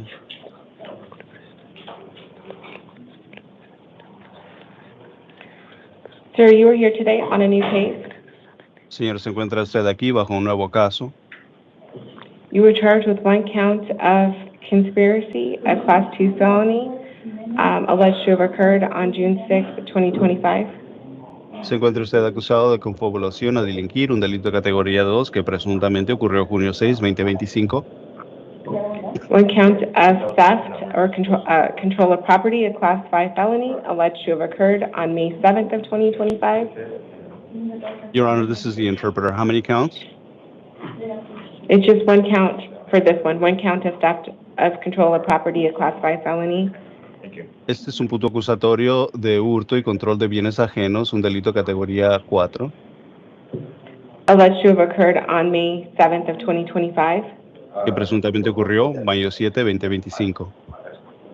One count of taking the identity of another, a class 4 felony, alleged to have occurred on May 7th of 2025. Un punto acusatorio de usurpación de identidad ajena que presuntamente ocurrió mayo 5, 2026, mayo 5, 2025. One count of fraudulent use of a credit card, a class 5 felony, alleged to have occurred on May 7th of 2025. Un punto acusatorio de un uso de una tarjeta de crédito ajena, un delito categoría 5 que ocurrió mayo 7, 2025. One count of aggravated taking the identification of another, a class 3 felony, alleged to have occurred on May 7th of 2025. Un punto acusatorio de usurpación de identidad ajena, un delito categoría 3, que presuntamente ocurrió 7 de mayo 2025. Fraudulent schemes or artifices, class 2 felony, alleged to have occurred on May 7th of 2025. Estafa o ardid con fines de defraudar, delitos categoría 2, que presuntamente ocurrieron mayo 7, 2025. Organized retail theft of merchandise, a class 4 felony, alleged to have occurred on May 7th of 2025. Sindicato organizado para robar en tiendas, delitos categoría 4, que presuntamente ocurrieron mayo 7, 2025. Aggravated taking the identification of another, a class 3 felony, alleged to have occurred on June 6th of 2025. Usurpación de identidad ajena con agravante, delito categoría 2, que presuntamente ocurrió junio 7, 2025. Theft or control of property, a class 6 felony, alleged to have occurred on June 6th of 2025. El robo de bienes ajenos o control de bienes ajenos, delitos categoría 6, que presuntamente ocurrieron junio 6, 2025. 2 counts of fraudulent use of a credit card, a class 5 felony, alleged to have occurred on June 6th of 2025. 2 puntos acusatorios de uso de tarjetas de crédito fraudulentos, delito categoría 5, que presuntamente ocurrieron junio 5, 2025. Theft of a credit card to defraud, a class 5 felony, a class 5 felony, alleged to have occurred on June 6th of 2025. El robo de una tarjeta de crédito para defraudar, un delito categoría 5, que presuntamente ocurrió junio 5, 2025. One count of theft of a credit card, a class 5 felony, alleged to have occurred on June 6th of 2025. Hurto de una tarjeta de crédito, delito categoría 5, que presuntamente ocurrió junio 6, 2025. 2 counts of fraudulent schemes or artifices, class 2 felonies, alleged to have occurred on June 6th of 2025. 2 puntos acusatorios de estafa o ardid con fines de defraudar, delitos categoría 2, que presuntamente ocurrieron junio 6, 2025. Organized retail theft of merchandise, a class 2 felony, alleged to have occurred on June 6th of 2025. Sindicato organizado para robar en tiendas, delitos categoría 2, que presuntamente ocurrieron junio 6, 2025. 2 counts of taking the identity of another, a class 4 felony, alleged to have occurred on June 6th of 2025. 2 puntos acusatorios de usurpación de identidad ajena, delitos categoría 4, que presuntamente ocurrieron junio 6, 2025. Theft of property, a class 6 felony, alleged to have occurred on August 6th of 2025. Robo de bienes ajenos, delitos categoría 6, que presuntamente ocurrieron agosto 6, 2025. Aggravated taking the identification of another, a class 3 felony, alleged to have occurred on August 6th of 2025. Usurpación de identidad ajena con agravante, delitos categoría 3, que presuntamente ocurrieron agosto 6, 2025. Taking the identity of another, a class 4 felony, alleged to have occurred on August 6th of 2025. Usurpación de identidad ajena, delitos categoría 4, que presuntamente ocurrieron agosto 6, 2025. Fraudulent schemes or artifices, a class 2 felony, alleged to have occurred on August 6th of 2025. Estafa o ardid con fines de defraudar, delitos categoría 2 que presuntamente ocurrieron agosto 6, 2025. Fraudulent use of a credit card, a classified felony alleged to have occurred on August 6th of 2025. Uso de una tarjeta de crédito que presuntamente ocurrieron agosto 6, 2025, delitos categoría 6. Illegal control of an enterprise, a Class 3 felony alleged to have occurred on August 6th of 2025. Control de un sindicato para robar, un delito categoría 3 que presuntamente ocurrió agosto 6, 2025. Organized retail theft, a Class 4 felony alleged to have occurred on August 6th of 2025. Sindicato organizado para robar en tiendas, delitos categoría 4 que presuntamente ocurrieron agosto 6, 2025. I did find probable cause as to all counts. He determinado que existe motivo fundado para vincularlo a las acusaciones, a todas las acusaciones. I did appoint an attorney to represent you in this matter. He nombrado un abogado para que le represente en esta causa. You have a status conference hearing on August 13th at 8:30. Tiene una consulta de actualización el 13 de agosto a las 8:30. A preliminary hearing on August 15th at 8:30. Una audiencia preliminar el 15 de agosto a las 8:30. Ms. Gott, do you want to be heard on behalf of the state regarding release conditions? Señora Grant, ¿quiere hablar sobre las medidas cautelares a favor del Estado?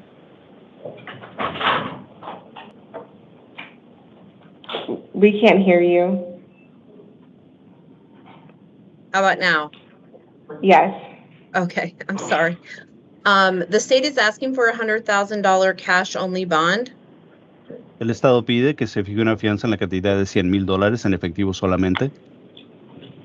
This request is based on the same reasoning as the bond request for his accomplice, who the court just previously saw.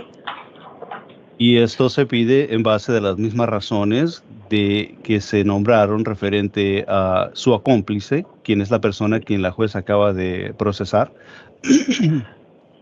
Our understanding is that this subject may also have a fugitive of justice warrant from the state of Oklahoma. Tenemos entendido de que este acusado también puede que tenga una orden de detención por ser del estado de Oklahoma por ser un fugitivo o un prófugo de la justicia. Which gives the state an increased concern regarding flight. Thank you. Lo cual resulta que el Estado tenga más inquietud referente al riesgo de fuga. Gracias. The court notes that Mr. Jimenez Mojica is the co-defendant of Mr. Ortega Penuela. La juez determina que el señor Jiménez Mojica es el acómplice del señor Ortega Pañuela. I do affirm my prior findings regarding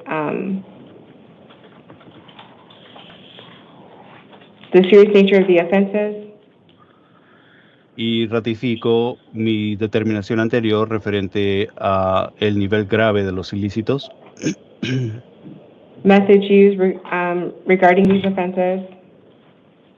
I'm sorry, Your Honor, for the interpreter again, please. The methods used to facilitate or execute these offenses. Thank you. El método utilizado para ejecutar o realizar estos ilícitos. And the age of the alleged victims. Y la edad de las presuntas víctimas. The court did also consider the criminal history of Mr. Jimenez Mojica as well. Y también la jueza ha considerado los antecedentes penales del señor Jiménez Mojica. The court also considered the safety of the community in making its considerations. La juez también considera el riesgo a la comunidad cuando hizo estas determinaciones. As a result, I am ordering a cash-only bond in the amount of $50,000. Y como resultado de esto ordeno de que se fije una fianza en la cantidad de $50,000 en efectivo solamente. Sir, if you are able to post bond, you cannot return to the scene of the alleged crime. Señor, si usted logra depositar la fianza, no podrá regresar al lugar del presunto delito.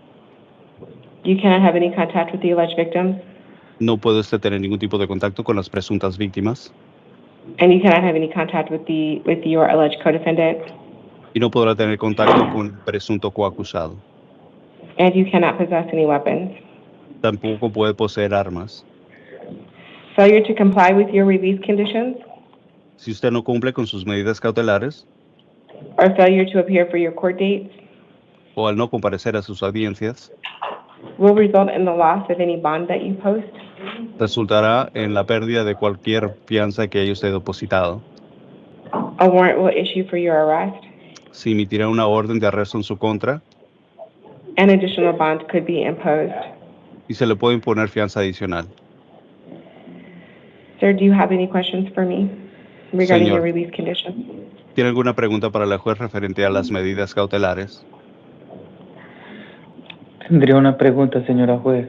¿Cuánto tiempo tendría yo para pagar esa fianza de $50,000? I would have one question, Your Honor. How long do I have in order to be able to post my bond? If you don't post your bond, you will be held in custody until at least August 13th. Si usted no logra depositar la fianza, permanecerá detenido por lo menos hasta el 13 de agosto. In addition, if there is a fugitive of justice warrant, as indicated by the state, that there may be another warrant. Además de esto, si es que existe una orden de arresto por ser prófugo de la justicia de otro estado, tal y como el estado lo ha mencionado, If you are seen on that warrant at some point in time in the next couple of days, I'm sorry, Your Honor, for the interpreter again. if you are seen on that warrant at some point in time within the next couple of days, Si es que usted es procesado debido a esta orden de detención en los próximos días, that could potentially affect your release as well. eso también potencialmente puede tener un impacto sobre su puesta en libertad. Y si pago la fianza,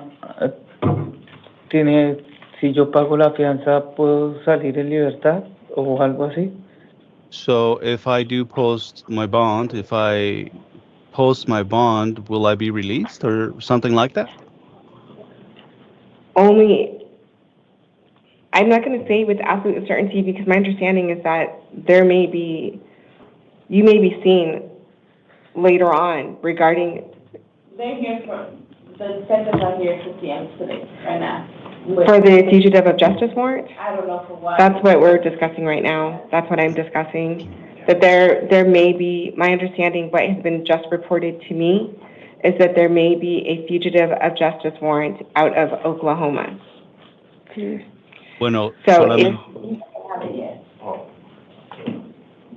bueno, solamente no le puedo decir con certeza qué es lo que puede pasar porque se me informa que hay una cuestión sobre una orden de arresto por ser prófugo de la justicia y entonces esto puede demorar esa cuestión, pero se me informa que usted es un prófugo de la justicia y que puede haber una orden de detención en su contra y que será próximamente que será visto bajo ese caso. If that warrant is confirmed, Si se ratifica la orden de arresto, you will not be released until you're seen on that warrant. no será puesto en libertad sino hasta que sea procesado por esa orden de arresto. Also, depending on and there may be some release conditions with that warrant. Y también quizás existan otras medidas cautelares referente a esa orden de arresto That could impact whether or not you are eligible for release. lo cual puede tener un impacto sobre si es que usted reúne requisitos para ser puesto en libertad. The reason why I am telling you all of this information La razón por que le informo todo esto is that it often happens that I will tell somebody what their release conditions are, what their bond is regarding this matter, porque seguido cuando les informo a los acusados referente a las medidas cautelares y las condiciones de libertad en esta causa, other warrants are verified after you have come before a judge, Otras órdenes de arresto se confirman después de que haya usted comparecido ante la juez, for which then you are seen on those warrants, por las cuales sea usted procesado bajo esas órdenes de arresto, and sometimes those warrants cause you not to be eligible for release. y en ocasiones esas órdenes de arresto resultan en que usted no reúna requisitos para ser puesto en libertad. So I'm not going to tell you that with absolute certainty that if you post $50,000 that you're going to get released if these other warrants are confirmed. Así es que no le puedo informar con certeza que si usted llega a depositar estos $50,000, que sea puesto usted en libertad después de que se hayan confirmado esas órdenes de arresto, That could result in you being held in custody without bond. lo cual puede resultar en que usted permanezca detenido sin derecho a fianza. Any other questions? ¿Tiene más preguntas? Ese caso que aparece de la ciudad de Oklahoma, ¿corro el riesgo de que me vayan a enviar a esa ciudad o todo puede pasar acá en esta ciudad sin que me vayan a remitir a ningún otro lugar? This case, coming from Oklahoma, is there a chance? Okay, I'm gonna stop right there because I don't know anything about it, so I can't answer any questions about it. Lo detendré ahí, lo pararé ahí porque no le puedo responder preguntas sobre ese caso.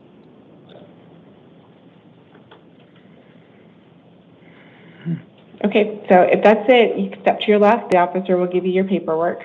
Si eso es todo, puede pasar a la izquierda y la gente le va a entregar sus papeles.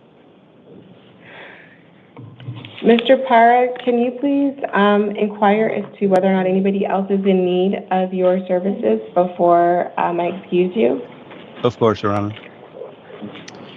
Buenos días, soy el intérprete judicial. Si necesita usted interpretación en español en esta audiencia, levante su mano, por favor.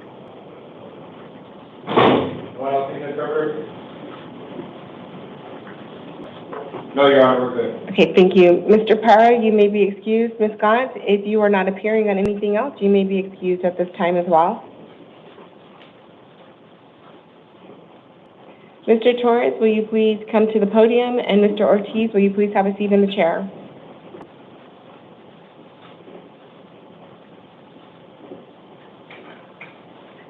Sir, can you please state your first and last name and your date of birth? Aaron Torres, November 13, 1983. You are here today because you have a new case. You were charged with one count of organized retail theft using an artifice, a Class 4 felony. I did find probable cause as to that offense, and I did appoint an attorney to represent you in this matter.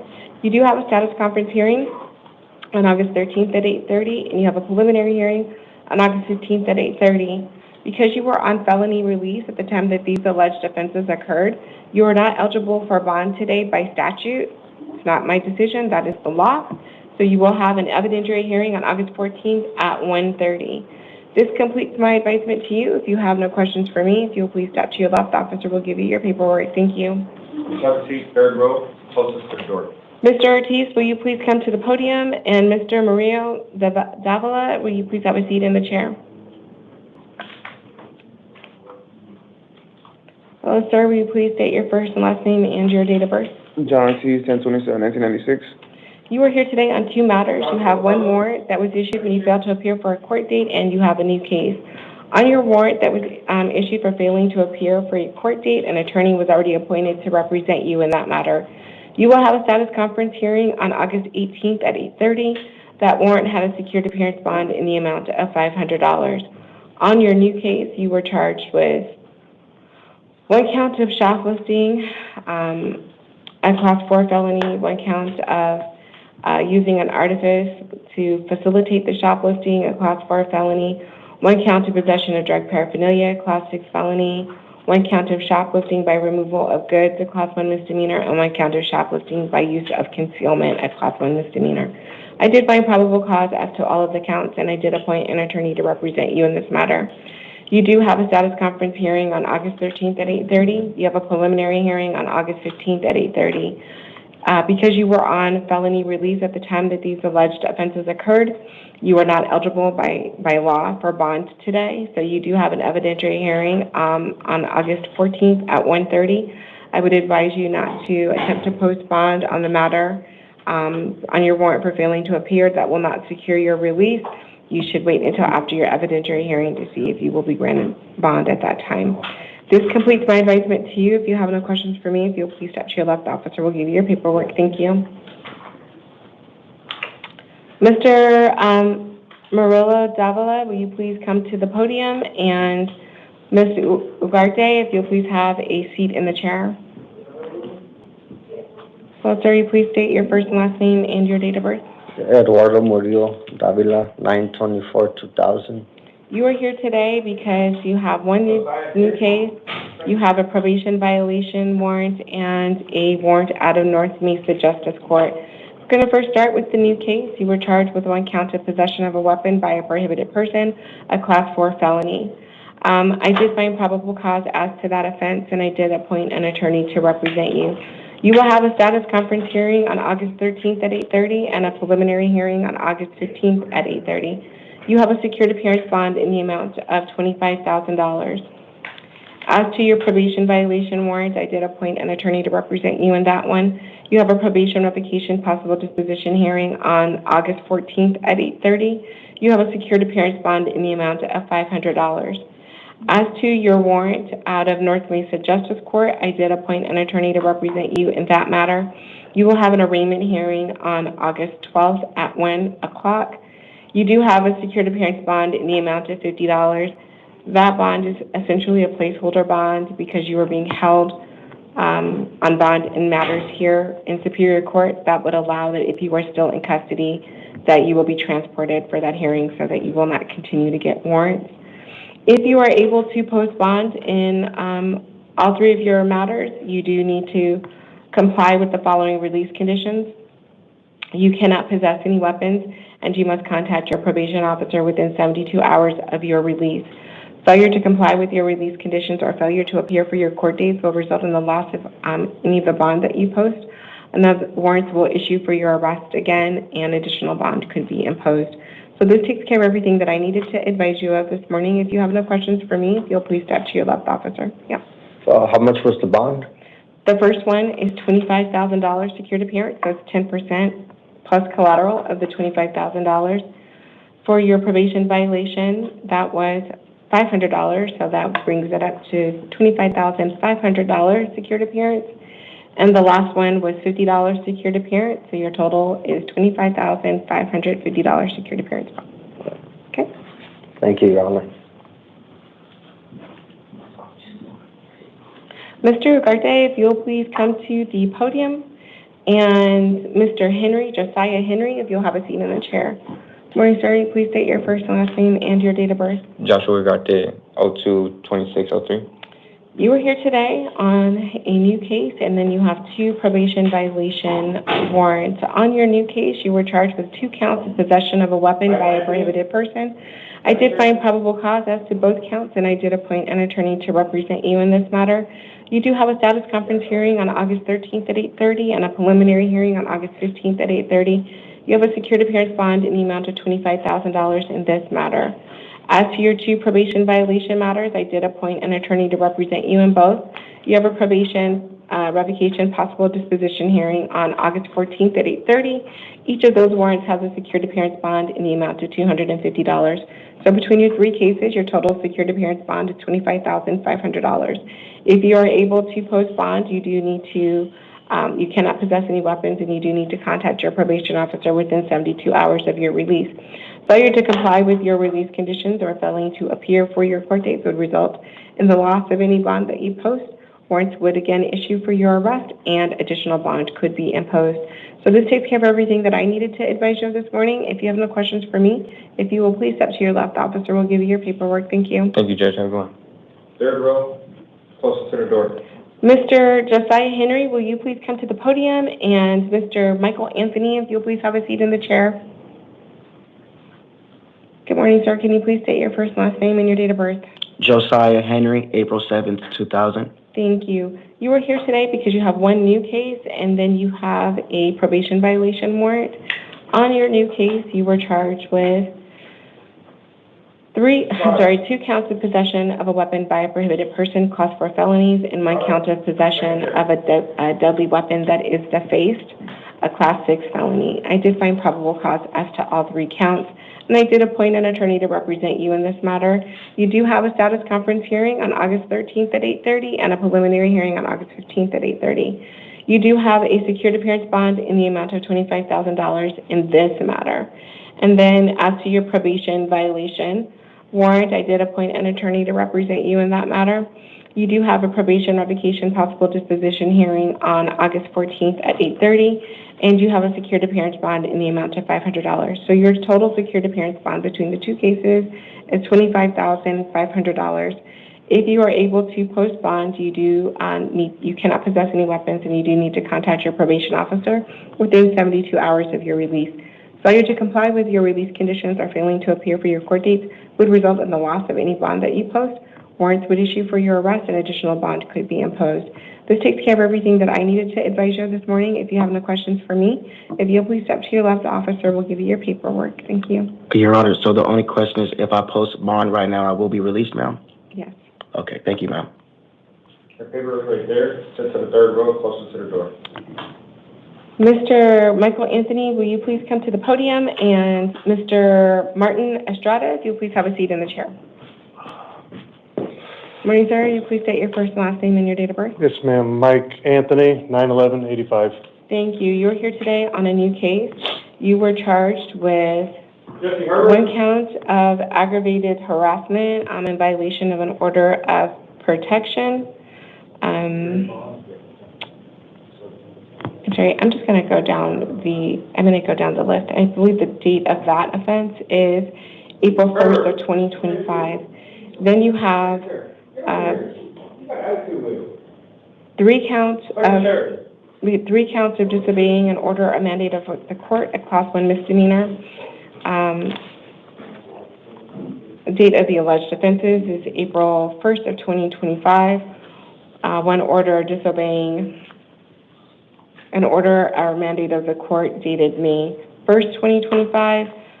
1 count of disobeying an order or mandate of the court alleged to have occurred on May 6th of 2025, and 1 count of disobeying an order or mandate of the court alleged to have occurred on June 19th of 25. Those are class 1 misdemeanors. Your aggravated harassment is a class 6 felony. I did find probable cause on all 8 counts. I did appoint an attorney to represent you in this matter. Marissa, I just noticed an error, so I do have to fix it.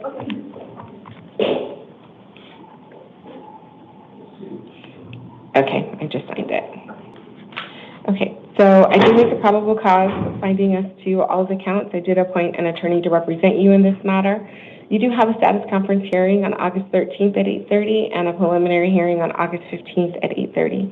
You do have a secured appearance bond in the amount of $5,000. If you are able to post bond, you'll be released to pretrial services on electronic monitoring. You cannot initiate any contact with the alleged victim. You cannot possess any weapons. If you fail to comply with the order of protection, or if there is an order against harassment that is issued, you must comply with all of those orders. Failure to comply with those orders or failure to comply with the no victim contact order in this case could result in you being charged with aggravated harassment, which is a class 6 felony. Failure to comply with your release orders or failing to appear for your court dates will result in the loss of any bond that you post. A warrant would issue for your arrest, and additional bond would be imposed.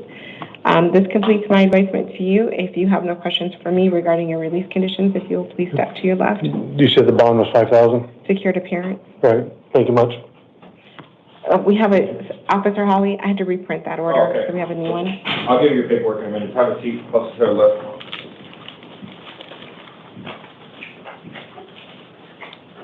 Mr. Estrada, will you please come to the podium? And Mr. Herbert, if you'll please have a seat in the chair. Mr. Estrada, will you please state your first and last name and your date of birth? Martin Estrada, 12496. You are here today due to a probation violation warrant. I did appoint an attorney to represent you in this matter. You do have a probation revocation possible disposition hearing on August 14th at 8:30. Your warrant had a secured appearance bond in the amount of $1,200. If you are able to post bond, you must appear for your court date. Failure to do so would result in the loss of any bond that you post. Another warrant would issue for your arrest and additional bond could be imposed. This completes my advisement to you. If you have no questions for me, feel free to your left. Officer will give you your paperwork. Thank you. Mr. Herbert, will you please come to the podium? And Mr. Elijah Harding, will you please have a seat in the chair? Hello, sir. Can you please state your first, last name, and your date of birth? Jesse James Eugene Herbert, 11194. Thank you. You were here today because a warrant was issued when you failed to appear for a court date. An attorney was already appointed to represent you in this matter.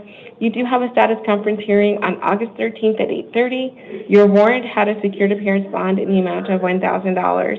If you're able to post bond, you must appear for your court date. If you fail to appear for your court date, that would result in the loss of any bond that you post. Another warrant would issue for your arrest, and additional bond could be imposed. This takes care of everything that I needed to advise you of this morning. If you have no questions for me, do you have a question for me? Does this mean that I'm being released, or? You have to post bond before you're released. Okay, so how long am I in? So you would be in until your next court date on which is August 13th, which is next. I wasn't even aware of this warrant at all. I wasn't even told to come back to court at all. I was told to go to Sage. Okay, keep your voice level down. I'm this close to losing my cool, please. This is Jack, and you're in courtroom. I am trying to get everything figured out, ma'am. I need to get back home to my girlfriend. She's a diabetic. She's sick. I cannot be in jail for however long this is. Please, I will do anything to reduce my sentence, please. I was not aware of this warrant. It's not a sentence. And please. I'm looking at the information, sir, and you were at court when you were given your court date. I was told to go to Sage. I couldn't pay for Sage. This is something completely different. What? It's not that I'm going to explain the process of your case to you.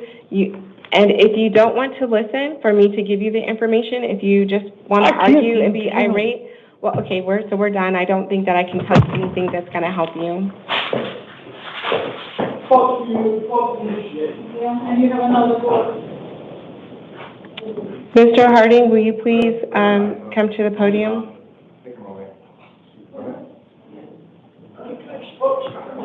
Oh, am I supposed to do Estrada next? Did I skip No, I did Estrada already. You did? Uh-huh. Yeah. Good morning, Your Honor. Good morning. Sir, can you please state your first and last name and your date of birth? Elijah Harding, 11/25/2000. Thank you. You were here today because 3 warrants were issued when you failed to appear for a court date. An attorney was already appointed to represent you on all 3 matters. You will have these status conference hearings on all 3 matters on August 13th at 8:30. Each of those warrants had a secured appearance bond in the amount of $2,500. So your total secured appearance bond between the 3 cases is $7,500. So, is that cash only? It's secured appearance, 10%. That's collateral. So should I just, say for instance, right, I'm already on a bail bond, but you know when I'm like. You probably lost that. You probably lost your bond when you didn't appear for your court date. No, so that's the thing. I was there and I signed in, but I was there for like 6 hours, and my son is autistic, so he had a situation at school. I had to leave the courtroom because I was there from 8 all the way to 2, and like I didn't see the public defender, and I just kept sitting there. So that's the only reason why I left. I did a Zoom meeting with the original judge that I had, and we had an agreement for yesterday that I was going to do a self-surrender at 7:30. That doesn't. But yeah, I'm already on. Yeah. And I'm looking at your bond was there was a notice of release, like you lost your bond. There was a bond forfeiture that happened when you failed to appear for your court date. Yes, ma'am. So this is just new bond. So basically, I just gotta pay $7,000 and I can get out. Well, you're paying 10% plus collateral of the $7,500. So that's $750 plus collateral. Oh, well, I was just gonna do it in cash. Well, whatever it is, Yeah, but that's why I that's was what just your asking. bond, that's what your bond is. That's what you would have to pay to be released. And, sir, I listen to what people say. Yes, And ma'am. people say things because, I guess, to invoke empathy or whatever the reasons are. And it's not that I don't care or that I lack empathy, but you're telling me that you have a child that is, I think you said Autistic, ma'am? Yes. So you have a special needs child, and you're not going to your court dates, and it looks like you had, I'm looking at the dockets of what was going on before. Hold on now, I listened to you. Yeah. Go ahead, sorry. So I'm just letting you know that when you do not come to court, that you make your situations worse. And it appeared that that there was something going on, some type of, you were supposed to have a trial. You didn't show up for that, and I believe that that's why your bonds were the way that they were. You need to appear for your court dates. You need to appear for your court No, I hear you, ma'am. That's what I'm saying, that the only one I missed was just my last recent You have 3 warrants for failing to appear I hear you, on though, 3 ma'am. separate I hear cases. you. I hear you. Thank you, Your Honor. Okay. Here's your paperwork. Just have a seat to the left, closest to the door. Ms. Leach, will you please come to the podium? And That's him. Selena Mata, will you please have a seat in the chair?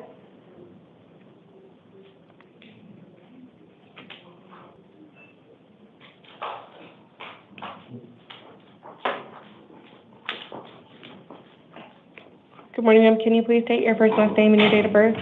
Good morning. Yes, I'm Georgiana Leach, 08-1187. You are here today because you have 1 new case, and then you have a probation violation warrant. On your new case, I have a probation warrant. Ma'am, do you remember at the beginning of the hearing when I said, please don't interrupt while I'm talking? I can't really hear you. I'm sorry. Then we will get you a hearing device that will assist you in hearing. Okay, thank you. Yeah, because I don't actually hear anything you're saying. Sorry about that.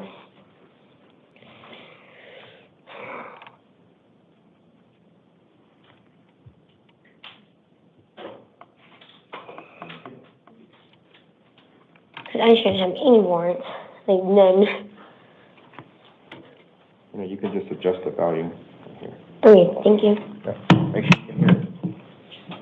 Are you able to hear me now? Yes, ma'am. So I'm going to be clear, because now you have the hearing device. I am going to advise you of everything. After I advise you of everything, then ask your questions, but do not interrupt while I'm speaking. That's just not appropriate, and that's not how we do things. So on the new case, you were charged with 1 count of burglary in the 2nd degree, a Class 3 felony. I did find probable cause. I did appoint an attorney to represent you. You have a status conference hearing on August 13th at 8:30 and a preliminary hearing on August 15th at 8:30. You have a secured appearance bond in the amount of $2,500. As to your probation violation warrant, the warrant was generated as a result of your new arrest. That is a Term 1 violation of probation. I did appoint an attorney to represent you in that matter. You have a probation revocation possible disposition hearing on August 14th at 8:30, and you have a secured appearance bond in the amount of $500. So between your 2 cases, you have a secured appearance bond in the amount of $3,000. If you are able to post bond, you cannot return to the scene of the alleged crime, you cannot initiate any contact with the alleged victim, and you cannot possess any weapons, and you must contact your probation officer within 72 hours of your release. Failure to comply with your release conditions or failure to appear for your court dates will result in the loss of any bond that you post. A warrant will issue for your arrest and additional bond could be imposed. This takes care of everything that I needed to advise you of this morning. If you have any other questions regarding your release conditions, you may ask them now. It appears that you do not have any other questions, so this completes my advisement to you. If you will please remove the hearing devices, step to your left, the officer will give you your paperwork. Thank you.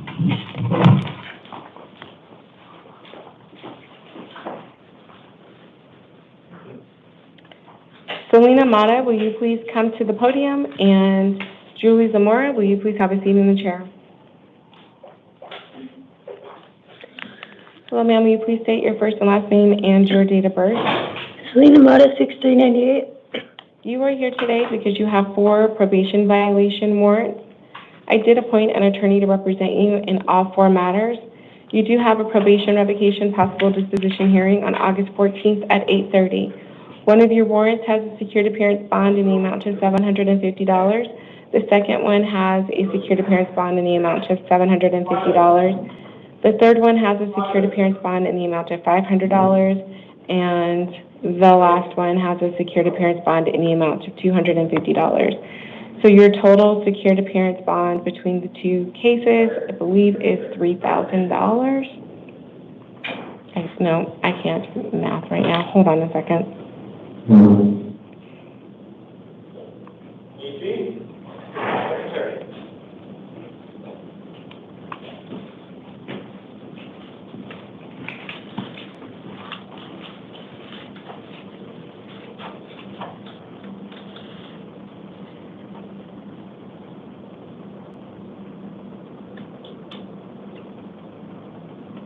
Your secured appearance bond is $2,250 between the 4 cases. If you are able to post bond, you do need to make sure that you appear for your court date. Failure to do so would result in the loss of any bond that you post. Warrants would again issue for your arrest, and additional bond could be imposed. This takes care of everything that I needed to advise you of today. If you have no questions for me, feel free to step to your left. The officer will give you your paperwork. Thank you. Ms. Zamora, will you please come to the podium? And Ms. Pettigrew, will you please have a seat in the chair? Ma'am, will you please state your first and last name and your date of birth? Julia Zamora, 32789.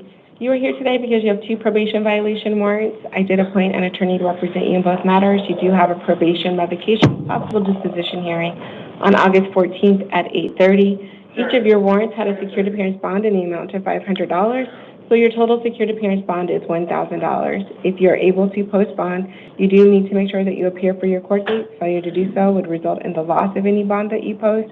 Warrants would issue for your arrest again, and additional bond could be imposed. This takes care of everything that I needed to advise you of today. If you have no questions for me, if you'll step to your left, the officer will give you your paperwork. Ms. Pettigrew, will you please come to the podium? And Ms. Sheridan Young, if you'll please have a seat in the chair.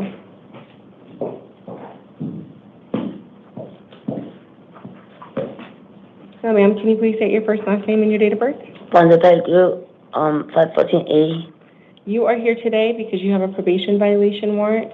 I did appoint an attorney to represent you in this matter. You will have a probation revocation possible disposition hearing on August 14th at 8:30. Your warrant had a secured appearance bond in the amount of $100. If you are able to post bond, you do need to make sure that you appear for your court date. If you fail to appear for your court date, that would result in the loss of any bond that you post. Another warrant would issue for your arrest, and additional bond could be imposed. This takes care of everything I needed to advise you of this morning. If you have no questions for me, you'll step to your left. The officer will give you your paperwork. Well, other than that task, and how much law, other than that task, those are the probation officers right there? Okay, I heard you say something about CAS. I looked at your probation notes. Your probation officer tried to verify that you were at CAS, and according to the notes, CAS reported you had not been there since February. Your probation officer had been looking for you for quite some time, including trying to find you through family members to locate you because you were not reporting to probation. So because there had been no contact and you did not go to CAS like you were supposed to, that is the reason why the... Yeah, I just understand there. It's usually went back. I'm not going to change the order. You've been out of touch with probation for a while. Yeah, I just came back. I'm not changing anything. That's it, let's go.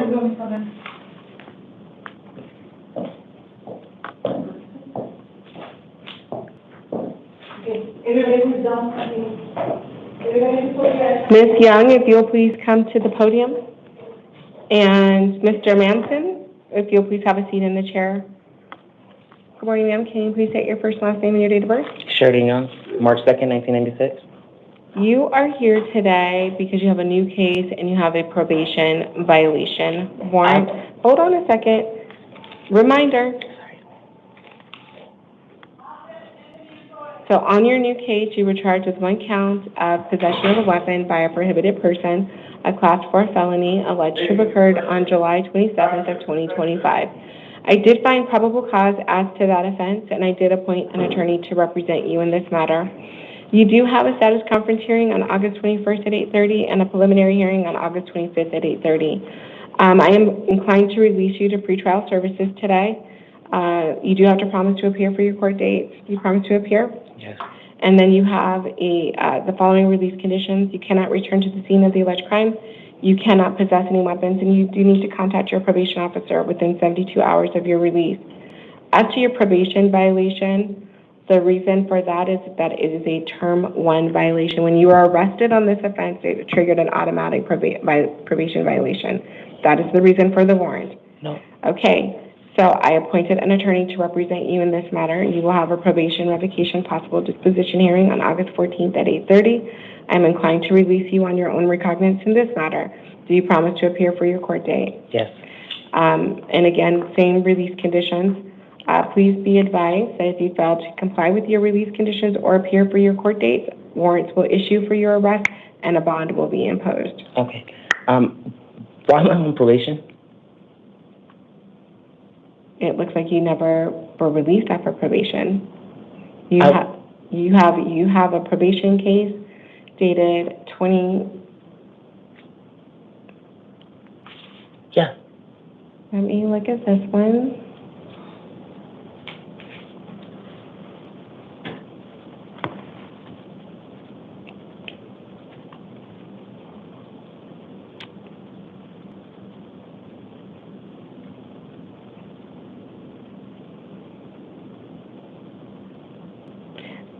You are correct. I'm looking at it. It looks like this case, you were placed on probation in April of 2015. It looks like you had 5 years, but it looks like you had to go to prison first. Yeah, but So it looks like you had to go to prison and then you had a probation tail. That's what it looks like to me. So nobody contacted me when I got out of prison after my 10 years. I asked my parole officer if I was on probation. They said no. They asked whoever they needed to ask. I had completed my parole. So I'm looking at what happened, your order of confinement when you went into prison, and it indicated that you would be placed on probation upon your release. Right. So I don't know why no one contacted you regarding that, but I will also just let you know, hold on, because I'm giving you the benefit of the doubt because I looked at the notes. There were no issues while you were on release until this offense occurred, that you had not been in any trouble since you had gone to prison. So I don't know if that, so it appears that there was a lapse on probation for not contacting you upon your release because it appears that you would have been released sometime in 2020. Yes. And it would also appear that you would... Let the judge finish. And then it also appears that had you been contacted and supervised, I don't know necessarily if you would have been released from probation now based on this offense may have jeopardized your release from probation, but you were on probation. That was the order. So I've appointed an attorney to represent you in both matters. So you just need to talk to your attorney, and your attorney can raise these issues before the assigned judges that you will be appearing in front of. Okay? But I'm releasing you. You're not being held. You're going to be released on pretrial services. And then on probation, you're being released on your own recognizance. Any other questions? Okay, so if you'll step to your left, the officer will give you your paperwork. Have a seat to the left, closest to the door. Don't forget your file. Mr. Manson, will you please come to the podium?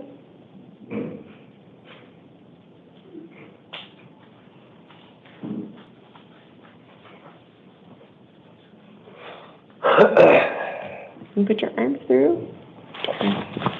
Thank you. All right. Can you state your first and last name and your date of birth? Sean Manson, January 28, 1978. You are here today on a new case. You were charged with 1 count of possession of a dangerous drug, a Class 4 felony, 1 count of possession of a narcotic drug, a Class 4 felony, 1 count of possession of of drug paraphernalia, a Class 6 felony, 1 count of possession of a prescription drug, 2 counts of possession of a prescription drug, a Class 1 misdemeanor, and that's without a prescription, and 1 count of theft or control of stolen property, a Class 1 misdemeanor. I did find probable cause as to all of these counts. I did appoint an attorney to represent you. You will have a status conference hearing on August 21st at 8:30 and a preliminary hearing on August 25th at 8:30. I am inclined to release you to pretrial services. You do have to promise to appear for your court dates. Do you promise to appear? Yeah. Failure to comply with your release conditions or appear for your court dates will result in a warrant issuing for your arrest and a bond will be imposed. This completes my advisement to you. If you have any questions for me, if you also touch your left, officer will give you your paperwork. Thank you. Have a seat to the left, closest to the door. Ms. Baxter, will you please come to the podium? And Rodrigo Hernandez, will you please have a seat in the chair? Hello, can you please state your first, last name, and your date of birth? Amir Baxter, October 2nd, 2006. You are here today on a new case. You were charged with 1 count of unlawful means of transportation as a passenger, a Class 6 felony. I did find probable cause. I did appoint an attorney to represent you in this matter. You will have a status conference hearing on August 21st at 8:30 and a preliminary hearing on August 25th at 8:30. I am going to release you to pretrial services. You do have to promise to appear for your court date. Do you promise to appear for your court date? Yes. Failure to comply with your release conditions, which include you cannot return to the scene of the alleged crime, you cannot initiate any contact with the alleged victim, and you cannot have any contact with the alleged co-defendant. Failure to comply with release conditions or appear for your court dates will result in a warrant issuing for your arrest, and a bond will be imposed. Do you understand? Yes. This completes my advisement to you. If you have no questions for me, feel free to step to your left. The officer will give you your paperwork. Okay, thank you. Have a seat to the left, closest to the door. Mr. Hernandez, will you please come to the podium? Mr. Jonas, will you please have a seat in the chair? Well, sir, can you please state your first and last name and your date of birth? Rodrigo Hernandez, 09/20/2006. You are here today on a new case. You were charged with 1 count of theft of means of transportation, a Class 3 felony. I did find probable cause as to that offense. I did appoint an attorney to represent you. You will have a status conference hearing on August 21st at 8:30 and a preliminary hearing on August 25th at 8:30. I am inclined to release you to pretrial services. You do have to promise to appear for your court dates. Do you promise to appear for your court dates? Yes, ma'am. If you fail to appear for your court dates or if you fail to comply with the following release conditions, you cannot return to the scene of the alleged crime. You cannot have any victim contact. You cannot have any contact with the alleged co-defendant. Failure to comply with these release conditions will result in a warrant issuing for your arrest, and a bond will likely be imposed. This completes my advisement to you. If you have no questions for me, feel please step to your left. The officer will give you your paperwork. Can you say the charges again, one more time? Theft of means of transportation. Okay. Thank you. Have a seat to the left, closest to the door. Mr. Jonas, will you please come to the podium? And Mr. McKelvey, if you'll please have a seat in the chair.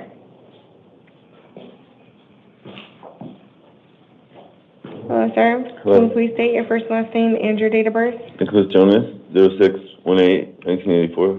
You are here today on 2 matters. You have 1 new case, and then you have a probation violation warrant.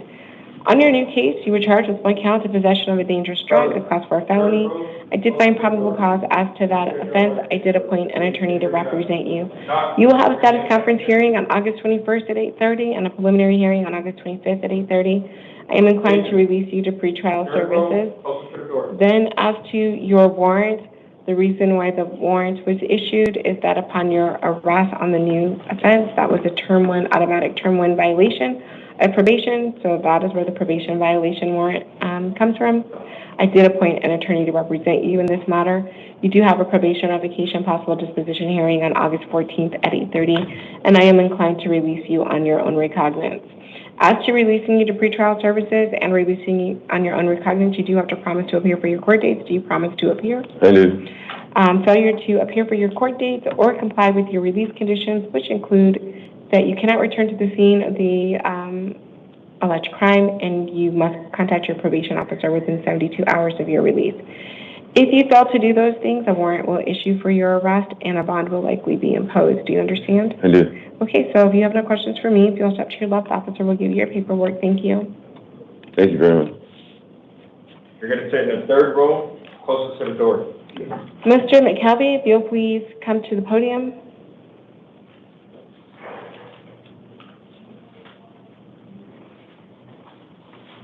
Mr. McKelvey, are you being held on another matter? Right now, yes, because I'm supposed to be on unsupervised probation for this charge right here. Well, no, I'm talking about something else, because the reason I'm asking this question is that the way that your case came before me is that it looks like you have another matter, but it might be with another city and not with our court. And so were you due to be released on something and then they found this warrant? Or are you being held, or are you? No, I'm held, so I go to court on the 13th, but this charge... Okay, you're not giving me the question. This is because I'm not understanding what you mean, because this... Okay, I'm trying to decide whether or not to release you. Oh, sorry. So I don't know if you're serving jail time, and if you're serving jail time, then I do have to give you a bond so that you can continue to get to all of your court dates. If you were serving jail time and you were getting ready to be released, and as they were getting ready to release you, they found this warrant, then you were coming before me to take care of this warrant before you were released. No, this warrant, I don't know what this warrant is. It's not about this warrant. Officer Holly, do you know if he's being held someplace else? Because I don't have... I'm in the towers right now. I have him held for Goodyear Magistrate Court. Is it on another matter? Because he's here on Goodyear. This warrant is out of Goodyear. I don't have anything other than... Hold on, let us talk. I don't have anything other than that. That's all I have right here on his paperwork. So was he brought from the jail because of the Goodyear case? Yes. Okay. Because he's currently you're at Towers, correct? Yes. He's currently at Towers right now. And how many days were you supposed to be there for? So I go to court on the 13th for a misdemeanor charge. Okay. But this Goodyear charge, I'm already on unsupervised probation, and I got put on probation for this Goodyear charge after the fact that I caught this charge that I'm in the towers for right now. So I can't do anything about that. I'm gonna have to change the order. I don't get why I'm getting charged again for that charge. The reason why I'm asking you these questions is because I don't have any other information, and I can't look up any other information. So I don't know if a warrant check was done and they found this other warrant. This warrant was issued on August 5th. August 5th for what? This month? Yes. For what? What's the charge? It's a probation violation, and it said that it was reissued. Okay, it's probation violation probably because I got locked up on this charge, because I got arrested. But see, the charge, I failed to appear for this charge. I failed to appear for this court, but I was placed on probation before I went to court. Right, and that's where I was getting at. So that's if you were getting ready to be released today for whatever you're in jail for, I would have just released you today. Okay. But I can't because you're being held, and so I want to make sure that you make it to all of your court dates. Okay? Yes, so I'm just going to do I told the judge in Goodyear when I got put on probation that I still had to come to court on what I'm in jail for now. Mm-hmm. So I don't understand why they're trying to violate. I don't know if this is a violation or if it's a failure to appear, and if you failed to appear because you were... The failure to appear when I'm locked up for. I can't answer it. I don't know. So, but hopefully we will get everything taken care of, and all your matters will be addressed at one time, and then when it's time for you to be released, you can be released. Yes, ma'am. So I just corrected that order. You will have I did appoint an attorney to represent you. You will have an arraignment hearing on the 13th at 8:30, so you'll be in court for both of your matters at the same time, so hopefully all will be taken care of at the same time. You have a $50 secured appearance bond on this matter, and that's pretty much all I can advise you of at this time based on the information that I know. Thank you, ma'am. Mm-hmm. For the probation. All right.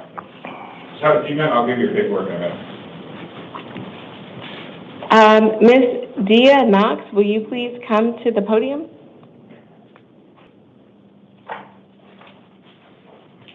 I'll take that. Thank you. Hello, ma'am. Can you please state your first and last name and your date of birth? Dia Knox, 1596. You are here today as a fugitive of justice from the Gila River Indian community. As a fugitive of justice, you do have the right to an extradition hearing. You would be entitled to a bond. You have the right to hire an attorney at your own expense. One would not be appointed to you because this is civil in nature rather than criminal.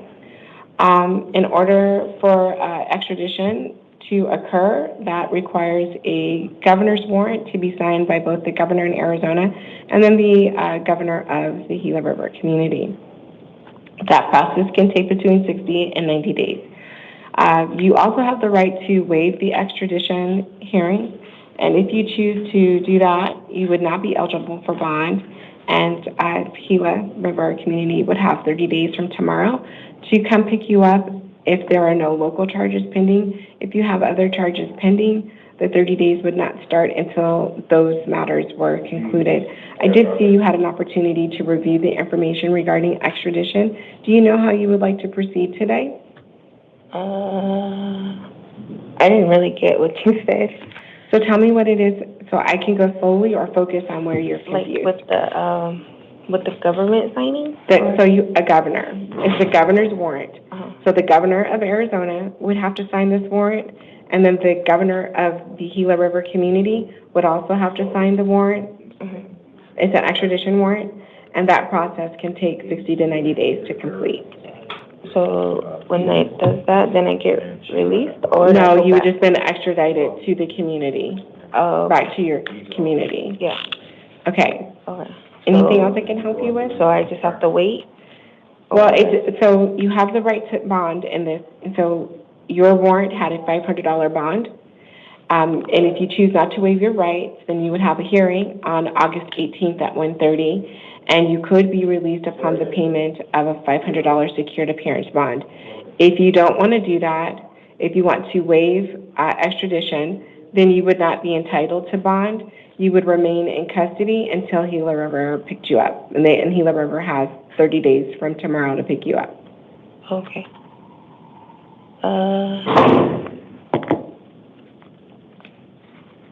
I guess I just wait for it, or I don't know. Well, if you're not sure what you want to do, we just don't have to do anything today, and I would note that you're not waiving your rights today. You would go to court on August 18th at 1:30, and you would have a secured appearance bond in the amount of $500. Okay. I guess I'll just waive my right? Well, you're saying it like it's a question. I have to, in order for me to accept your waiver of rights, I have to be confident. I have to make a finding that you understand what you're doing, that you know what you're doing, and that you're doing it voluntarily. And right now you seem very, very uncertain, so I would not be comfortable doing that.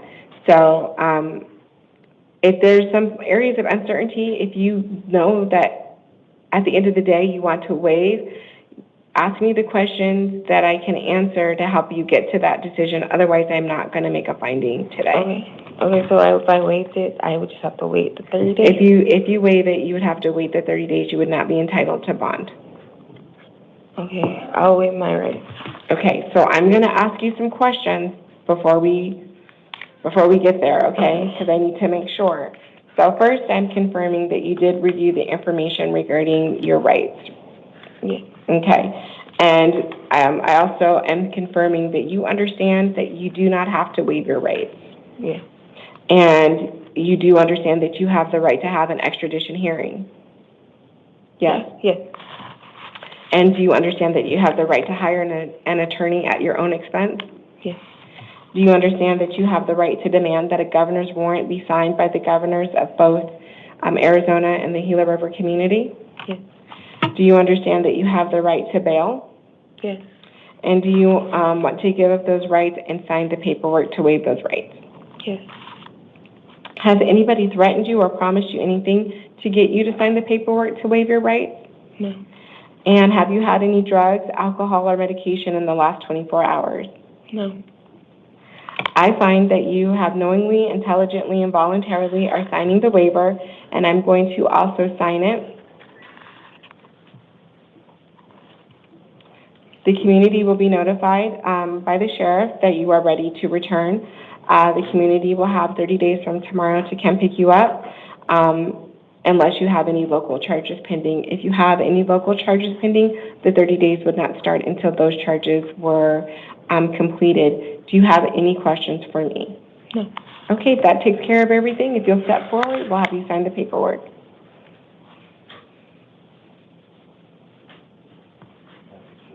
She ready, bye. Go ahead.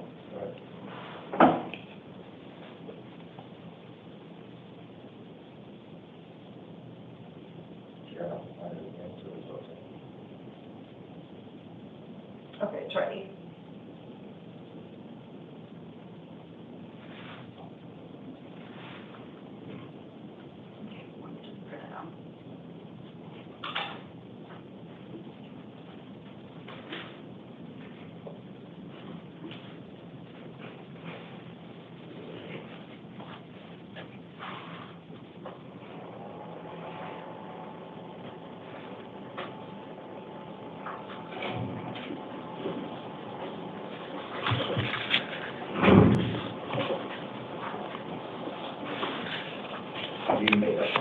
Those two right here, they have Phoenix scores. They're like it. Yeah, they're here, and then this guy, yeah, go ahead. And then this guy, he's going back to college, so he's staying.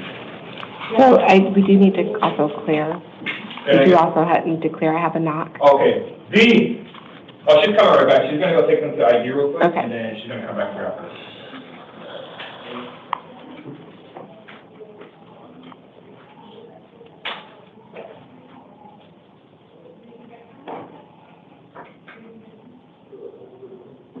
Put the house calls on the record.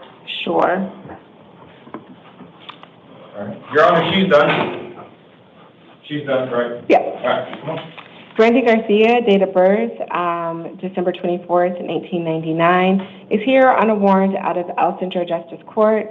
I did meet with Mr. Garcia prior to going on the record. He's unable to be in person due to the need to receive emergency treatment.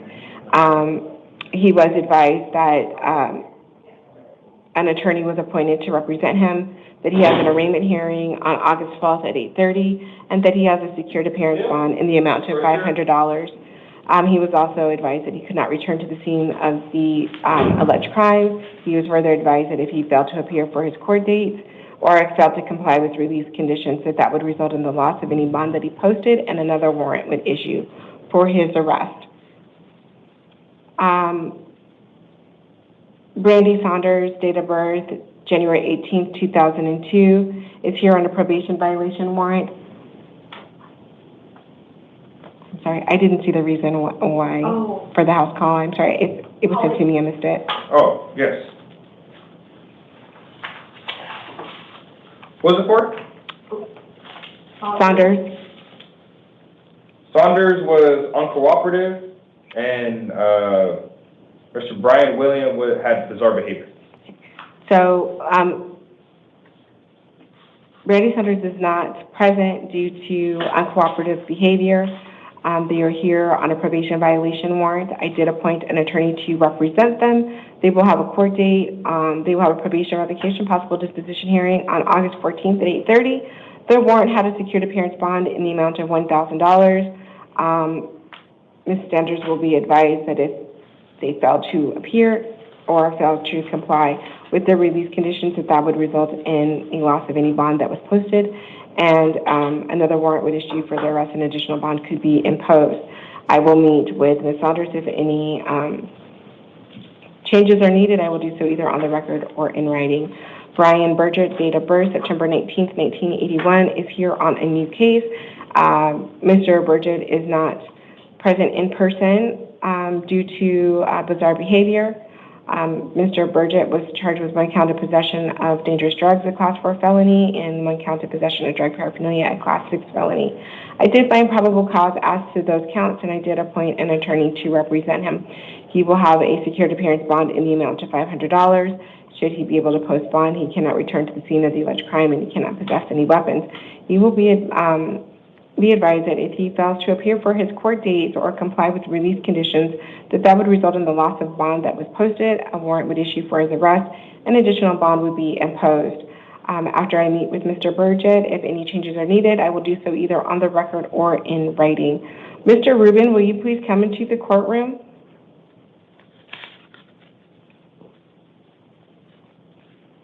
Hello, Mr. Rubin, can you please state your first and last name and your date of birth? Neil Rubin, 6/5/1960. You are here today because a grand jury charged you with the following: 1 count of aggravated luring of a minor, a Class 2 felony alleged to have occurred on February 26th of 2024. 1 count of aggravated luring of a minor alleged to have occurred on February 28th of 2024. 1 count of aggravated luring of a minor alleged to have occurred on March 1st of 2024. 1 count of aggravated luring of a minor alleged to have occurred on December 5th of 2023. 1 count of aggravated luring of a minor, a Class 2 felony alleged to have occurred on June 8th of 2024. 1 count of luring a minor for sexual exploitation, a Class 3 felony alleged to have occurred on August 31st of 2024. 1 count of aggravated luring of a minor, a Class 2 felony alleged to have occurred on March 7th of 2024. 1 count of aggravated luring of a minor, a Class 2 felony alleged to have occurred on May 16th of 2025. 1 count of attempt to commit sexual conduct with a minor, a Class 3 felony alleged to have occurred on May 16th of 2025. And then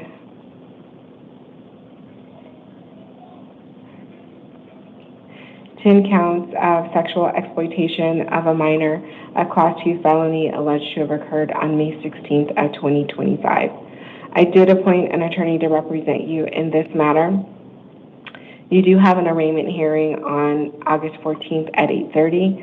The grand jury warrant had a cash-only bond in the amount of $200,000 with the following release conditions: that if you're able to post bond, you would be released to pretrial services on electronic monitoring, that you could not return to the scene of the alleged crime, initiate any contact with the alleged victims, and you cannot have any contact with alleged victims. Failure to comply with release conditions or failing to appear for your court date would result in the loss of any bond that you would post. A warrant would issue for your arrest and additional bond would be imposed. This completes my advisement to you. If you have no questions for me, if you'll please step to your left, officer will give you your paperwork. I don't have any questions, Your Honor, but I already do have an attorney. Okay. Then they'll probably, if it's a court appointed, you'll probably get the same attorney. Okay. Thank you. All right. So this concludes our 8 a.m. initial appearance calendar for August 7th, 2025. We stand in recess until 11 a.m.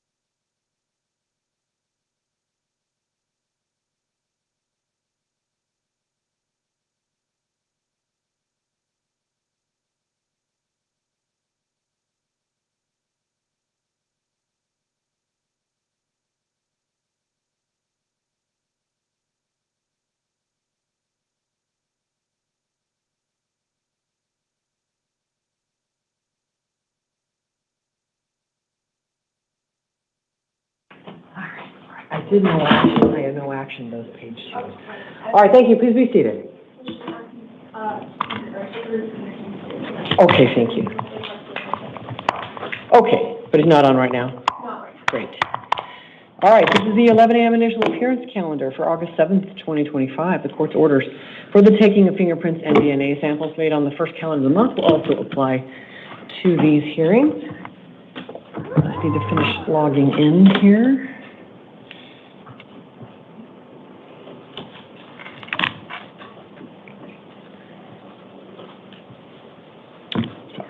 Being slow. All right.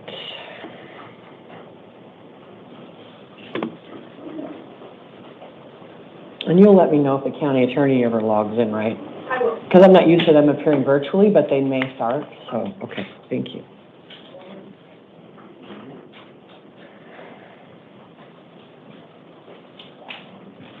All right.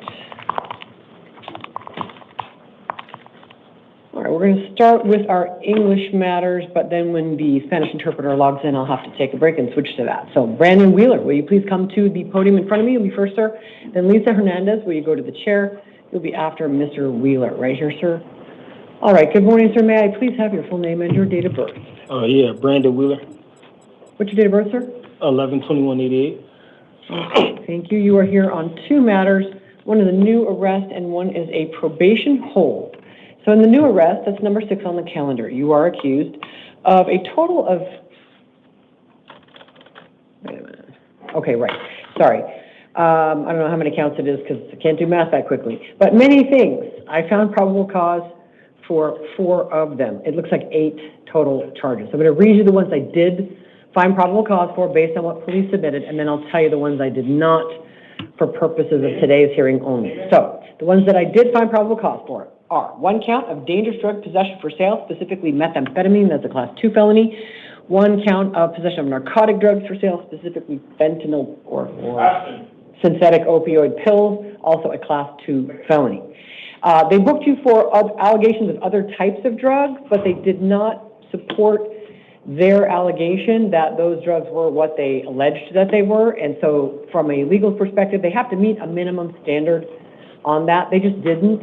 And so we don't, in any event, those charges are not dismissed. This is not your formal probable cause finding. This is a probable cause finding that has to do with the setting of release conditions. So those remain alleged against you, and the county attorney can still go forward on them. And those are 2 more counts of dangerous drug possession for sale and 2 more counts of narcotic drug possession for sale. So you can talk to your lawyer about how that works. What's going to matter in the end is what does the county attorney choose to formally charge you with? And they're going to have to file formal charges on this booking within 48 hours after this hearing. There's still a 7-year statute of limitations, though, but in a case like this, I believe they are likely to file the charges. You'll get a copy of it from your lawyer. You can go over with your lawyer what they decided to formally charge you with. So I'm just finding probable cause for those and the weapons possession, both as a prohibited possessor and in connection with drug trafficking. And each of those gun allegations is a class 4 felony. So those are the remaining 2 I find probable cause for. So 2 of the drug types they did sufficiently identify, and the 2 ways of violating the weapons statute. All that will be on your paperwork. I'm appointing a lawyer for you. I realize I did not explain that very well. It's been a busy morning, so talk to your lawyer about that. Now, you're also here on a probation hold. A probation hold means the probation department is going to file a petition to revoke your probation based on this new arrest. So you need a lawyer in that case also, and I'm appointing a lawyer for you in this case as well. You're going to end up with the same lawyer for both cases. You have slightly different court dates right now. The first one will be in the new case. It's going to be August 13th, which is 6 days from now. That's Wednesday. This coming Wednesday, the 13th at 8:30 in the morning. That's a status conference. Friday, the 15th of August, will be your preliminary hearing for the new drug case. Then in the probation case, you're going to go in between on August 14th, which is a Thursday, August 14th, 8:30 in the morning for a revocation arraignment hearing. In the probation case, the court finds that you will in all likelihood be revoked to prison in that case, so you do not have bail at all in your probation case. You're being held without bond. In the new case, you are entitled to bond, which is set only on these charges at the ones I found probable cause for, at $25,000 cash only. The county attorney requested $100,000 cash, which I would have set if they had made PC for the remainder of the drug type allegations, but they didn't, so I'm only setting release conditions based on what they did make probable cause for. Again, you can talk to your lawyer more about that. But you shouldn't try to post that bond if you're still being held in your probation case. You need to talk to your lawyer, and you'll see your lawyer next Wednesday. Everything I just told you is on your paperwork. If you step to your left, you get a copy of that. Thank you. The paperwork's right here. Ms. Hernandez? Lisa Hernandez? And then Ashton Camden, we go to the chair. Hello, ma'am. Can I have your full name and your date of birth, please? Lisa Ann Hernandez, 2677. Okay, thanks. You're here on 1 new case and 2 probation warrants. I'm going to start with your new case, number 29 on the calendar. You got arrested for aggravated assault on a law enforcement officer as a Class 5 felony, resisting arrest, a Class 6 felony, and shoplifting, a Class 1 misdemeanor. There is probable cause for those, so I am appointing a lawyer for you and giving you 2 court dates. That's going to be... Wait. Hi. Yeah. Can you repeat that again? Sure. So they're accusing you of those 3 crimes. There's probable cause for those, which is a low standard. The police have provided enough information to support their allegation. You're not convicted. I'm giving you a lawyer. I'm setting your first 2 court dates in the case. Those are going to be next week. A status conference on Wednesday, August 13th, and a preliminary hearing on Friday, August 15th. Those are at 8:30 in the morning in the downtown Superior Court. Now, there were also probation warrants out for you in both of your probation cases. Petitions to revoke your probation were filed back in January. Those petitions allege that you violated terms 3 and 5. So you also have to go to probation court. And I am appointing a lawyer for you in probation court also. Your court date there is 1 week from today, which is Thursday, August 14th at 8:30 in the morning. In each of your probation cases, you are being held without bond. The court finds there is a strong likelihood that you will be revoked to prison in those cases, so you're not getting bond in your probation cases. In the new case, the aggravated assault case, your bond is $10,000 that is secured with conditions. But you shouldn't try to post that bond if you're still being held in your probation cases, because you wouldn't get out. So talk to your lawyer. You'll see your lawyer for all 3 of these cases next week. Everything I just told you is on your paperwork. If you step to your left, the officer will give you a copy. I'm sorry. Oh, okay. Then before Mr. Camden comes in, let me have Mr. Silva come in, please. Efren Silva. Al podio.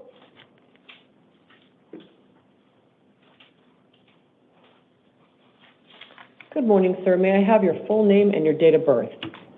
Muy buenos días, señor. ¿Me puede decir su nombre completo y su fecha de nacimiento también? Efraín Silva García, 22 de julio del 81. Efraín Silva García. Silva Brewer, perdón, Brewer. I'm sorry. I don't know why I say Garcia. I'll just, Brewer. All right, sir, I'm going to ask the interpreter to interpret this next statement, but then you can answer in whatever language you want. Voy a pedirle al intérprete que interprete la siguiente afirmación que voy a mencionar. Después de eso, usted puede contestar en el idioma que usted desee. Sir, do you wish to use the services of an interpreter? Yes. Señor, ¿desea usted utilizar los servicios de un intérprete? Sí. Yes. All right, thank you. And obviously you do speak some English, but I need you to speak in Spanish and wait for him to interpret. Obviamente usted habla algo de inglés, pero necesito que usted conteste en español y que espere a que el intérprete interprete. All right. You have been I'm sorry. So I'll ask you one more time because now I'm concerned about your answer. What is your true name? Le voy a preguntar una vez más porque ahora estoy preocupada sobre el tema de su nombre.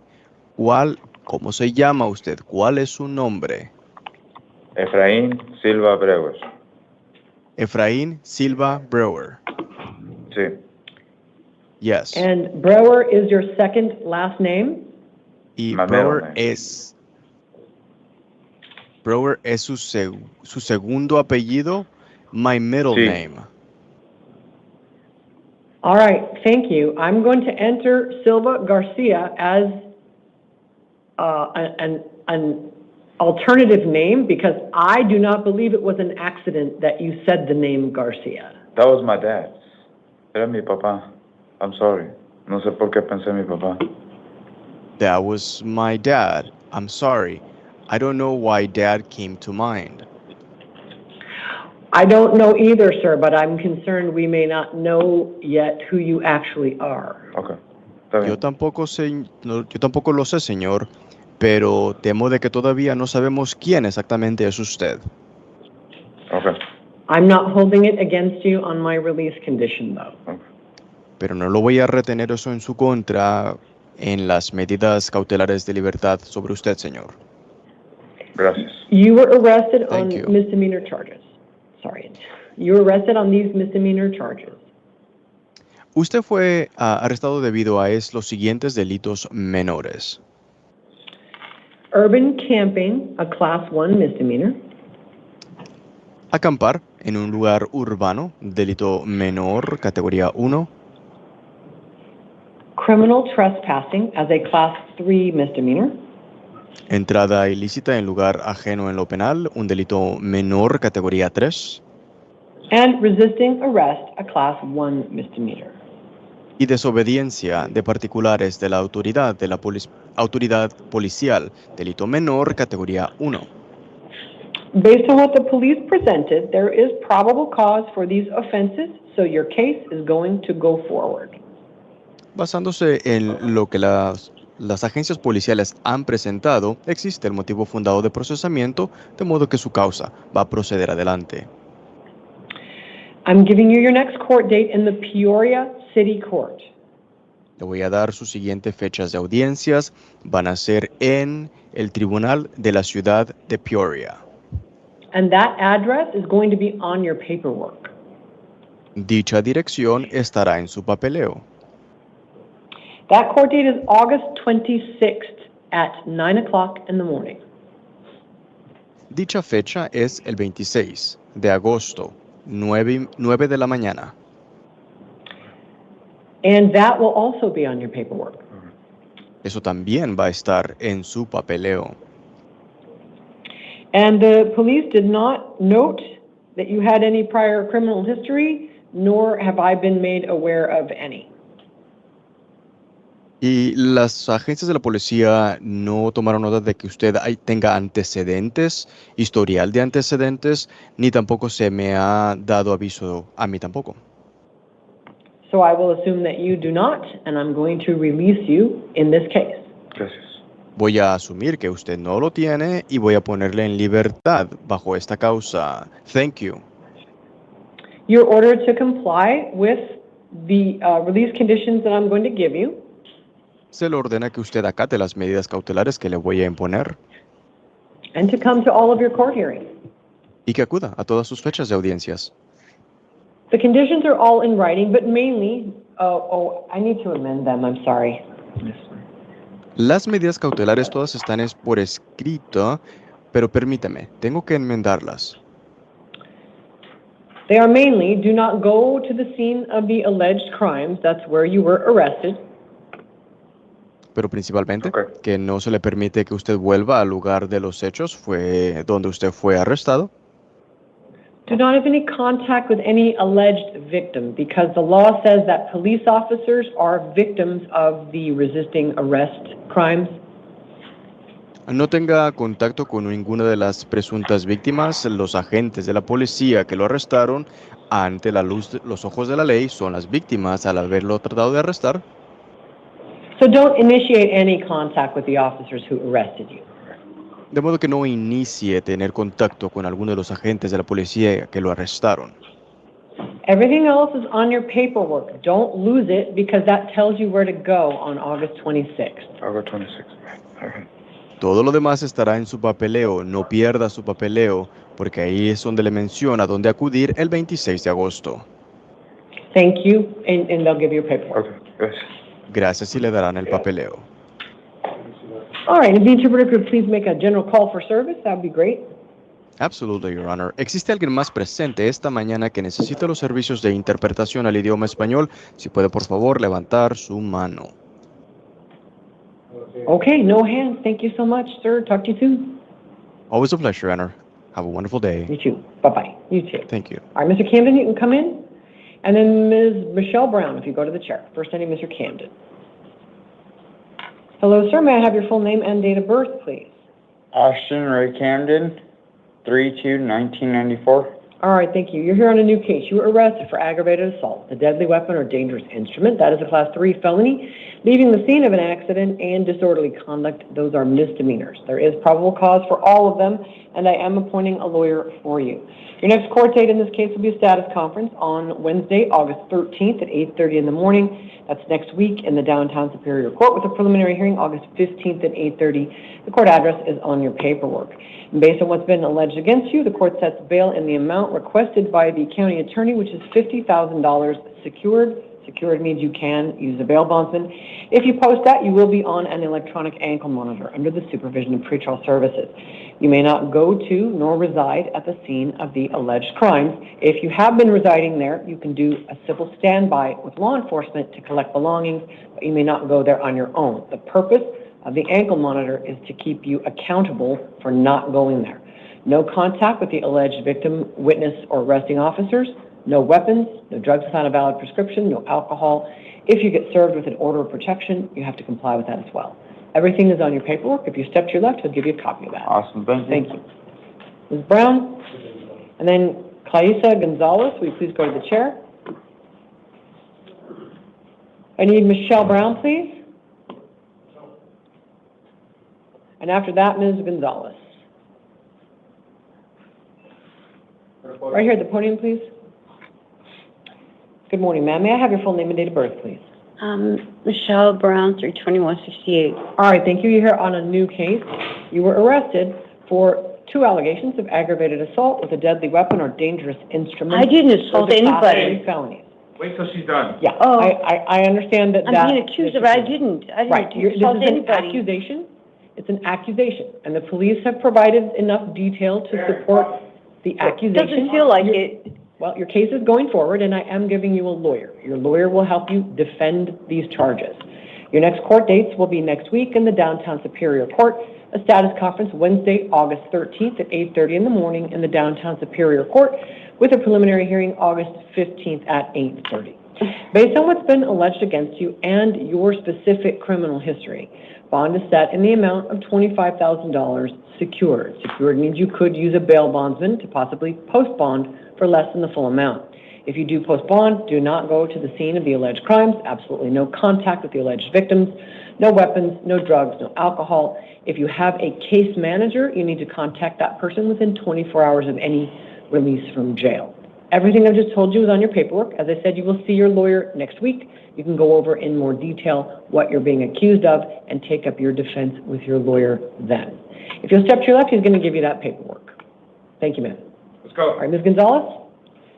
Here. And then Darian Thomas, if you go to the chair. Where's Clarissa Gonzalez? She's got a tank top officer and sort of long pink hair, pinkish reddish hair, it looks like, and like I said, like a dark tank top. She's about 40, 45. Clarissa Gonzalez, right here. Okay. Yeah, be present. All right, after her would be Darian Thomas, please. Mr. Thomas, if you go wait in the chair. Mr. Thomas? Darian? He's right there. Okay, thanks. He was just leaning over. All right, hi, ma'am. Can I have your full name and your date of birth, please? Mauricia Kareem Gonzalez, 72490. All right, thanks. You're hearing 1 new case and 2 probation warrants. In the new case, you were arrested for one allegation of unlawful use of a means of transportation as a passenger, which is a Class 6 felony. There is probable cause for it, and I am appointing a lawyer for you. Your next court date in this new case will be this coming Wednesday, August 13th at 8:30 in the morning. That's a status conference with a preliminary hearing August 15th at 8:30 in the same court. And that address in Phoenix is on your paperwork. And in your probation cases, you are on probation in 2 different felony cases. Petitions to revoke your probation were filed on June 2nd of this year. The petitions allege that you violated terms 3 and 5. You get a copy of those from your lawyer. I am appointing a lawyer for you. All right, your next court date in probation court is 1 week from today, Thursday, August 14th, 8:30 in the morning in the downtown probation court. That address will be on your paperwork. That's a revocation, arraignment, and possible disposition hearing.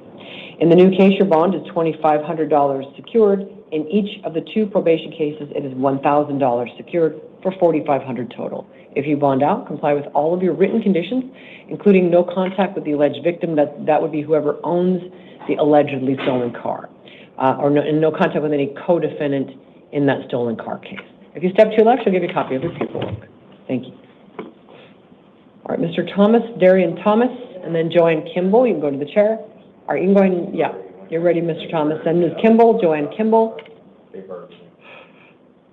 Joanne Kimball's dressed out officer. She's about 35. She's got red hair. There she is, right there. Have a seat, ma'am. After Ms. Kimball will be Joshua Aguilar. Sir, can I have your full name and your date of birth, please? Darian Thomas, July 26, 1997. All right, thank you. You're here on 3 probation warrants.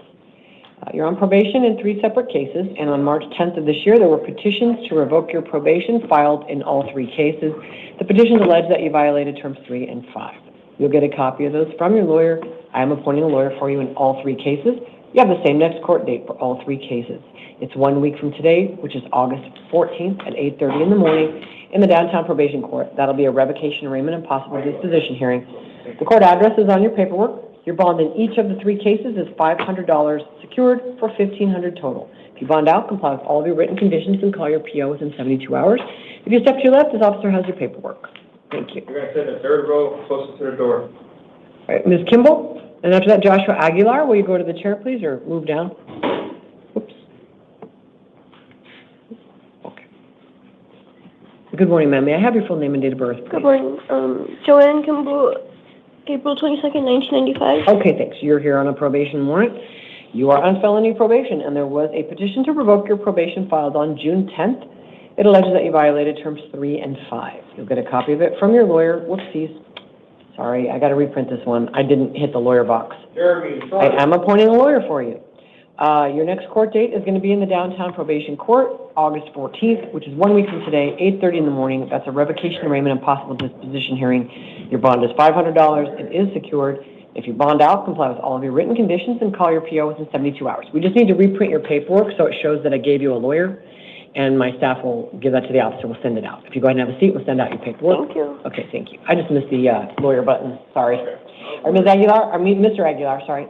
Joshua Aguilar, and then Jeremy Shorter. Will you go to the chair? Hello, sir. Can I have your full name and your date of birth, please? Joshua Aguilar, 11/09/96. Okay, thanks. You're on 2 things. One is a warrant from Pinal County, and one is a Peoria warrant. In Pinal County, this is the Central Pinal Justice Court. A warrant was issued for you in a case in which you have been charged with driving on a suspended license, a Class 1 misdemeanor. This warrant has been outstanding since March 2nd of 2023. Your next court date in the Central Pinal Justice Court will be an arraignment hearing, August 12th at 8:30 in the morning.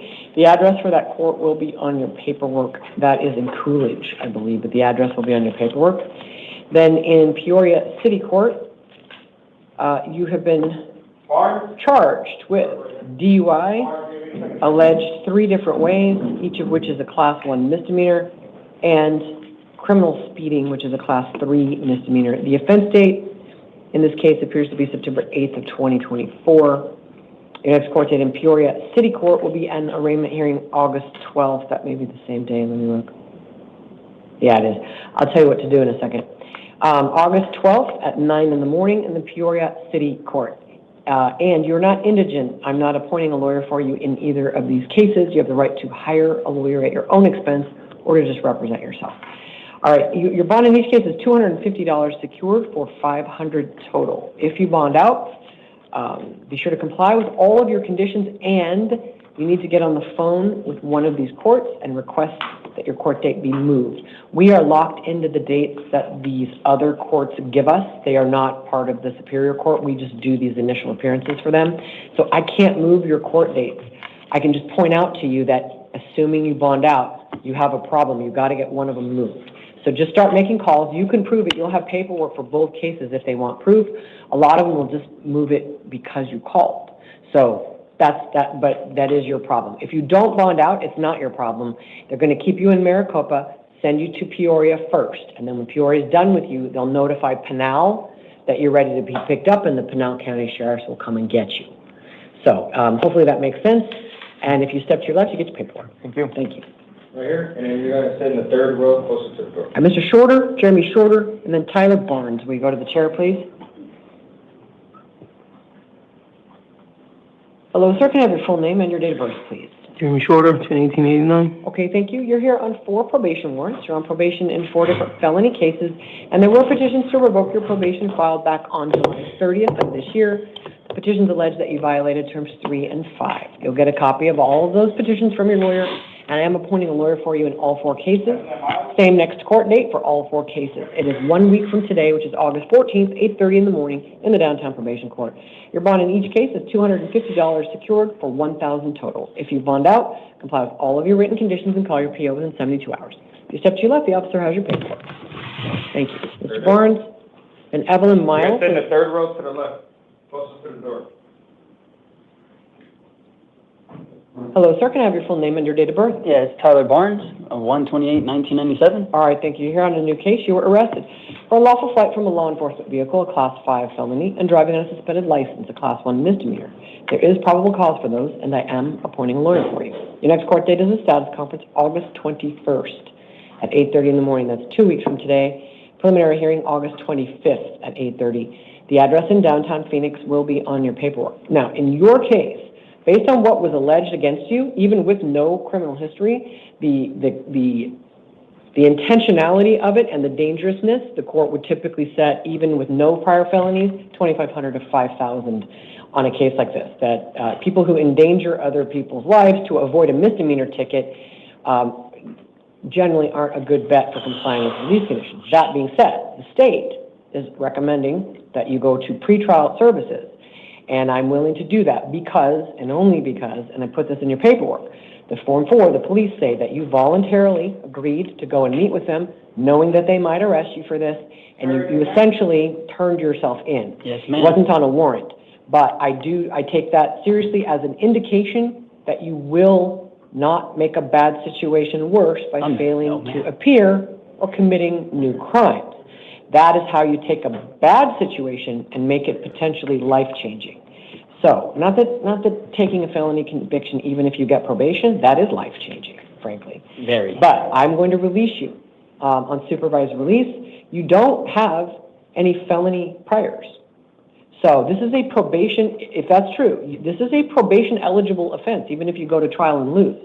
So we don't lock people up based on whether we like their behavior or not.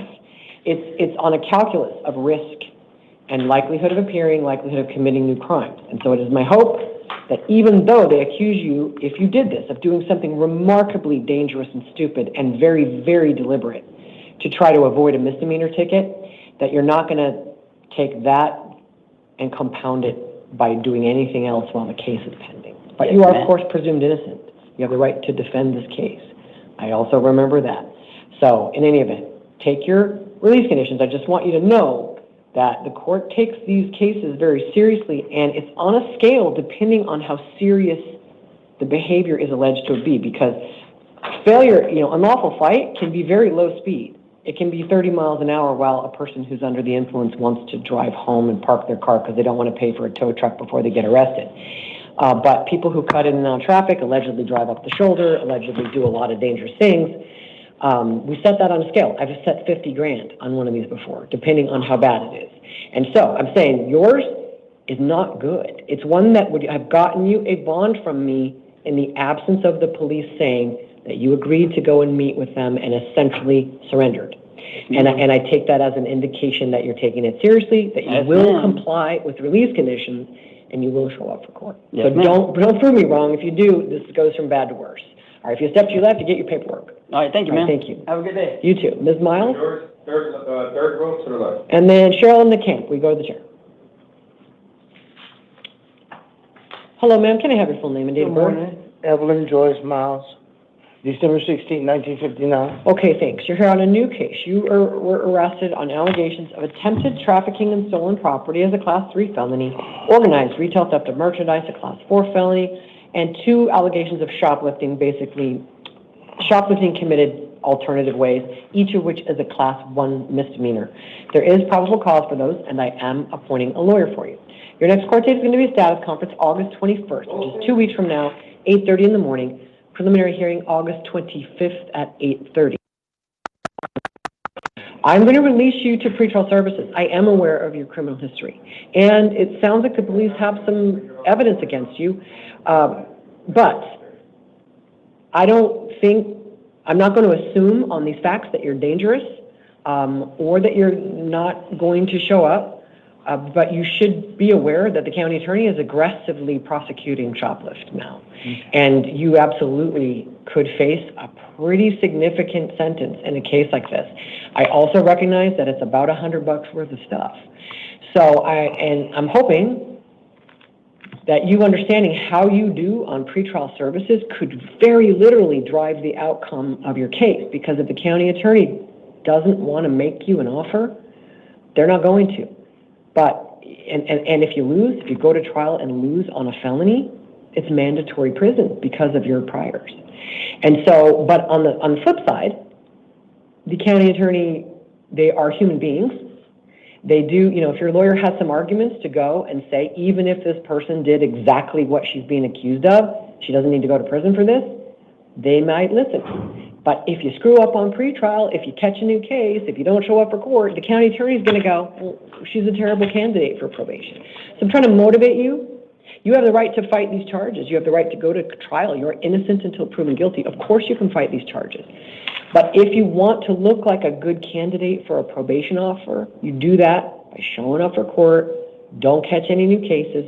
Let your lawyer at least try to get the best offer that they can. You don't have to take it. You're allowed to go to trial. But if you want the best offer, you've got to show up and you've got to comply big time with, don't go back to that location. I think it was a Home Depot. I forget. And don't commit any new crimes while the case is pending. And that's just more of a, I mean, I don't have to say these things to people, but the people who I really hope listen are people like you, where it truly can, practically speaking, make a large difference to the outcome of your case, how you do while the case is pending.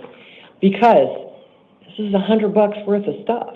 It's not that much. And do you need to go to prison for this? Arguably, even if you did it, you do not. So, but the county attorney has a tremendous amount of leverage on you because of your history. So, anyway, I just like to try to give people a bit of a clue about how not to hurt themselves while the case is pending. Okay? Everything's on your paperwork. Don't lose the envelope. You got to call pretrial services when you get out. They'll tell you how to check in with them. It's very easy. Just do that. Go to court. Talk to your lawyer about everything. Okay? All right. Thank you. Take the paperwork. All right, Ms. Wilson? Oh, I'm sorry, Ms. Wilson will be after Ms. Nickamp. I need Ms. Nickamp first, and then Elvira Wilson. Hi, ma'am. Can I have your full name and date of birth? Cheryl Niekamp, 11/5/1978. Okay, thanks. You're here on an arrest warrant for an older case. You've been charged formally in a criminal complaint with 1 count of dangerous drug possession, 1 count of narcotic drug possession. Those are Class 4 felonies, and possession of drug paraphernalia, which is a Class 6 felony. The alleged offense date for these is back on January 23rd of 2023. Yeah. And this comes out of the Tempe Police Department. This warrant has just been floating around because the court couldn't find you. You didn't miss any court dates that you knew about. We don't hold that against you. Thank you. So I am releasing you on your to supervised release, sorry. Okay, thank you. Because you have priors, as I recall. And so you're going to go to supervised release, which just means you have to call into pretrial services. The instructions are in the envelope. Just don't lose the envelope. Yes, ma'am. Your status conference is going to be in 2 weeks, August 21st at 8:30. This is on your paperwork. Yes, ma'am. Your preliminary hearing will be August 25th at 8:30. And as I said, you are released to pretrial services. And I'll just warn you, there's also what we call, there's another open case we found, but there's no warrant out for it, which happens in our system. I just try to warn people so they can tell their lawyer. I'm showing you have a second case waiting to find you. Sometimes things fall between the cracks. This is another old one. I'm going to look at it. It's okay, thank you. 856. Let me see. Yeah, so this, let me see. Or is that this one? Sorry, pretrial is confusing me. Okay, no, this is this case. Okay. They just put a funny note in there that made it sound like it's 2 cases. I apologize. I didn't mean to freak you out. Thank you. So I think that's because I misunderstood their note. I think it says summons issued. Yeah. Okay, that is this case. All right. Okay. I just got confused. This is the only case that I know about. So just take your paperwork. You'll be released in a few hours. Call pretrial. Don't miss your court date. Okay. You're kind of in the same boat as the last lady. You have priors. Right. But especially when they're all drugs like yours, people are getting probation offers, even though if you lose at trial, it's mandatory prison. Sure. But when it's drugs and your past is drugs, yeah, people are getting probation offers, but not the people who blow off court and pick up new charges. Absolutely. So don't do those things. Yep. Just show up, all right? If you step to your left, you get your paperwork. All right. Thank you. Ms. Wilson? Grab your paperwork and have a seat out there. The officer escorts you where you need to go. All right, Ms. Wilson? So, And then Ignacio Hernandez, we go to the chair. Where is Elvira Rose Wilson? and then align. Thank you, ma'am. And then Mr. Hernandez, you can go to the chair, please. Right here, ma'am. I'll be done. All right. Hi, ma'am. Can I have your full name and your date of birth? Aurora Rose Wilson, May 5th, 1981. All right, thanks. You're hearing a new case. You got booked in for alleged possession of narcotic drugs, a Class 4 felony, and drug paraphernalia, a Class 6 felony. There is probable cause for those, and I am appointing a lawyer for you. Your next court date is a status conference, August 21st at 8:30 in the morning. That's 2 weeks from now in the downtown Superior Court. Preliminary hearing, August 25th at 8:30. You qualify for release on your own recognizance. I'm not showing any felony priors for you, so you need to go to court, comply with release conditions. Many people in your situation get an offer of diversion, drug treatment and diversion, where you never take a conviction. But you have to show up to get that offer. Okay, so don't miss court, don't lose your paperwork. I'm not making you report to pretrial. It's going to be up to you to get yourself to court in 2 weeks. So don't lose your paperwork, okay? He's got that for you if you step to your left. Wilson? Where this young lady is sitting at, you're gonna go furthest to the door, closer to the door. All right, Mr. Hernandez, and then Alyssa Gonzalez. We go to the chair. Hello, sir. Can I have your full name and date of birth? Ignacio Hernandez, October 1st, 2001. All right, thanks. You're on a new case. You were booked in for driving on a suspended license, a Class 1 misdemeanor, reckless driving, a Class 2 misdemeanor, and criminal speeding, a Class 3 misdemeanor. There is probable cause for these. I'm not appointing a lawyer for you, though, because we don't appoint lawyers in this kind of misdemeanor case. You have the right to hire a lawyer at your own expense or to just represent yourself. Your court date is going to be in 2 weeks, August 21st at 8:30 in the morning in the Country Meadows Justice Court. The address is on your paperwork. I'm going to release you on your own recognizance. This is a new case. They didn't book you for unlawful flight. It sounds like that may have been flirted with. It didn't end up that way. And when on a license suspended for aggressive driving, the court is very concerned that you are bad at driving and or incredibly reckless. So this is a brand new case. You haven't missed any court dates on it. These are misdemeanors. So I'm going to release you and let you know that you need to go to court. Do not drive unless you have a valid license. If you rack up enough of these convictions, they start putting you in jail for 6 months at a time, and then you owe them $10,000 or $20,000 in fees, and you'll never again have a driver's license. So the only way to get out of that catch-22 is to stop doing it for a while. Everything's on your paperwork. If you step to your left, you should be out in a few hours. Thank you. Thank you. All right, Ms. Gonzalez? You're gonna sit in the third row, closest to the door. And then Maribel Gomez, we go to the chair after Ms. Gonzalez.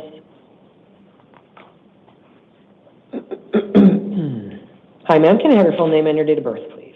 Hi, Alyssa Gonzalez, April 3rd, 2000. Okay, thanks. You're on one new case and a warrant in a different justice court case. So in the new case out of the Arrowhead Justice Court, you've been accused of driving on a suspended license, a Class 1 misdemeanor. There is probable cause for it. I'm not appointing a lawyer for you, though, because of the type of misdemeanor case. You have the right to hire a lawyer or to just represent yourself. Your next court date is an arraignment hearing, August 26th, which is about 3 weeks from now, 2 in the afternoon in the Arrowhead Justice Court. This is a brand new case. I am releasing you on your own recognizance to go to court. And so, in the older case, it's out of Country Meadows. Looks like this is your conviction for DUI. This is probably what got your license suspended. It's a Class 1 misdemeanor. Oh, same court date, I think. Sorry. Yeah, okay. No, it's not. Okay. All right, because then I have to explain, and then it's annoying. All right, so your court date for the Country Meadows Justice Court is August 21st. So the first one I gave you is the 26th. This is the 21st. 8:30 in the morning in the Country Meadows Justice Court. I didn't note, it was a quick look, but I didn't note any prior arrest and release prior to this failure to appear. The court set a hearing. They mailed you something and you weren't there. So they are calling it a failure to appear, which it is, but it's not the same to me as getting a court date like this and then not showing up. So I just want you to be aware that when I see that a person came through the jail and still wouldn't go, that's when you start getting bond from us, because this should hopefully motivate people to go to court, that this is a very unpleasant experience, so I gather, and most people would rather go to court. If that's not you, we're going to make you pay for the privilege of getting out next time. Definitely. Go to court, comply with your release conditions. You're in the same boat as the last guy. If you don't stop driving, you will literally get so far behind, it's unlikely you'll ever have a driver's license again. And you have to have a window of time of not doing it and paying off all of the amazingly large fines and fees that this entails. I understand that is very hard for people. I don't take a moral stance against it, unless you're a very bad and dangerous driver. But that being said, if you don't get out of this trick bag, you never will. And pretty soon they're going to start giving you jail for this. So those are like words of life advice. But go to court and try to deal with these fines and fees. Also, stop doing it for a while so you can actually get ahead of this thing, before you turn 30. Of course. All right, good luck now. Thank you. All right, Ms. Gomez, he's got your paper. Thank you. All right, Maribel Gomez. Where these ladies at, to the left, closest to the door. Hi, ma'am. Can I have your full name and date of birth? Maribel Gomez, 12694. All right, you're here on a new case, ma'am. It's going to go out of the Surprise City Court. The address in Surprise will be on your paperwork. You've been accused of assault, disorderly conduct, and criminal damage, all Class 1 domestic violence misdemeanors. There is probable cause for those. And, is this municipal court? Okay. I apologize. We're not supposed to give you lawyers anymore. I'll tell you why. I need to reprint this because I'll tell you in a second. I'm not supposed to give you a lawyer. Okay. And I'll tell you one in a second. All right. We used to, up until just a few months ago, if you came in on domestic violence charges and we found that you couldn't afford a lawyer, we could appoint one for you. Now, the city courts, they want to wait and make that decision based on whether the state might be asking for jail time. And so that was up to them. And our court, we are not the Surprise City Court. We just do this hearing for them. So at their request, we are no longer appointing lawyers in this kind of case. It doesn't mean you couldn't get one. So if you're there and the state says they want jail time, that court is going to appoint a lawyer for you, assuming you still can't afford one. So I don't want to scare you about that. In a case of this type, I guess I'd be surprised if the state were asking for jail time, but that is not up to me. That's up to the Surprise City Attorney's Office. So anyway, I did find probable cause. I'm not appointing a lawyer for you. You always have the right to hire one at your own expense. Otherwise, you're going to have to represent yourself, which means go to your next court hearing. You'll be meeting directly with the prosecutor at your next court hearing. You will be your own lawyer. So your arraignment hearing will be September 3rd at 1:30 in the afternoon. If you do hire a lawyer, bring them with you on September 3rd. The address is on your paperwork. And I'm going to release you on your own recognizance. We did not find any criminal history for you, so I am releasing you. And in your case, I'm giving you, I probably do this 1 in 25 or 50 cases. I'm going to give you an order that basically puts the contact with the alleged victim in his hands. So what I'm doing is I'm ordering you not to have any uninvited contact with him. I only do that when the person really doesn't have any history, and even if I believe you did exactly what they accused you of, I don't think you are dangerous to this person. And so it's more on the less severe end of domestic violence allegations. It is still what they've alleged. Those are misdemeanor crimes, and the alleged victim, who is either your spouse or your significant other. That person has the right to have a no-contact order. But sometimes when I look at these cases, it's not clear to me whether that person would even want one. They didn't say one way or the other, and so I'm kind of splitting the baby. I'm not specifically prohibiting you from going home or from having contact with him unless he tells you he doesn't want contact, or he tells you to get out while the case is still pending. He doesn't have to live with you if he doesn't want to. So when you see my orders, you'll understand, but it says you can't reside with him unless he consents, and even if he consents, he can revoke that consent while the case is pending. And if he does, and you don't leave, the police can read my orders too, and they will arrest you for violating my orders. So these are in cases where I see people have children together. They really, and like I said, what you're accused of doing, even if true, does not make me assume to a degree where I would give you a bond that you can't control your behavior while the case is pending and come to court and keep the peace. But again, if you call the alleged victim for a ride and he says, I don't want to talk to you, you just got disinvited. Then you need to do what's called a civil standby, and you'll call the Surprise Police non-emergency, and you say, I need a civil standby, please. They'll send an officer to go with you to keep the peace while you collect your stuff. But that's only if the alleged victim doesn't agree to let you live there. And he's going to get a copy of this order as well. So he could sort of split his decision and say, I'm willing to have contact with you to co-parent the kids, but I don't want you to live here. That's, so, in any event, does that make sense about what uninvited contact means? I just have a question regarding the kids. Yeah. So if he were to decide that, which I don't know what he's going to decide when I get home. I don't either, yeah. You still have the right to see your kids. But how would that go? Like, would they be able to come with me? It gets very strange and difficult. And that's why, in a case like yours, where, like I said, the underlying offense conduct, it's not, I don't want to diminish it, but you're not accused of the kinds of things that make me think you're likely to just assault him while the case is pending.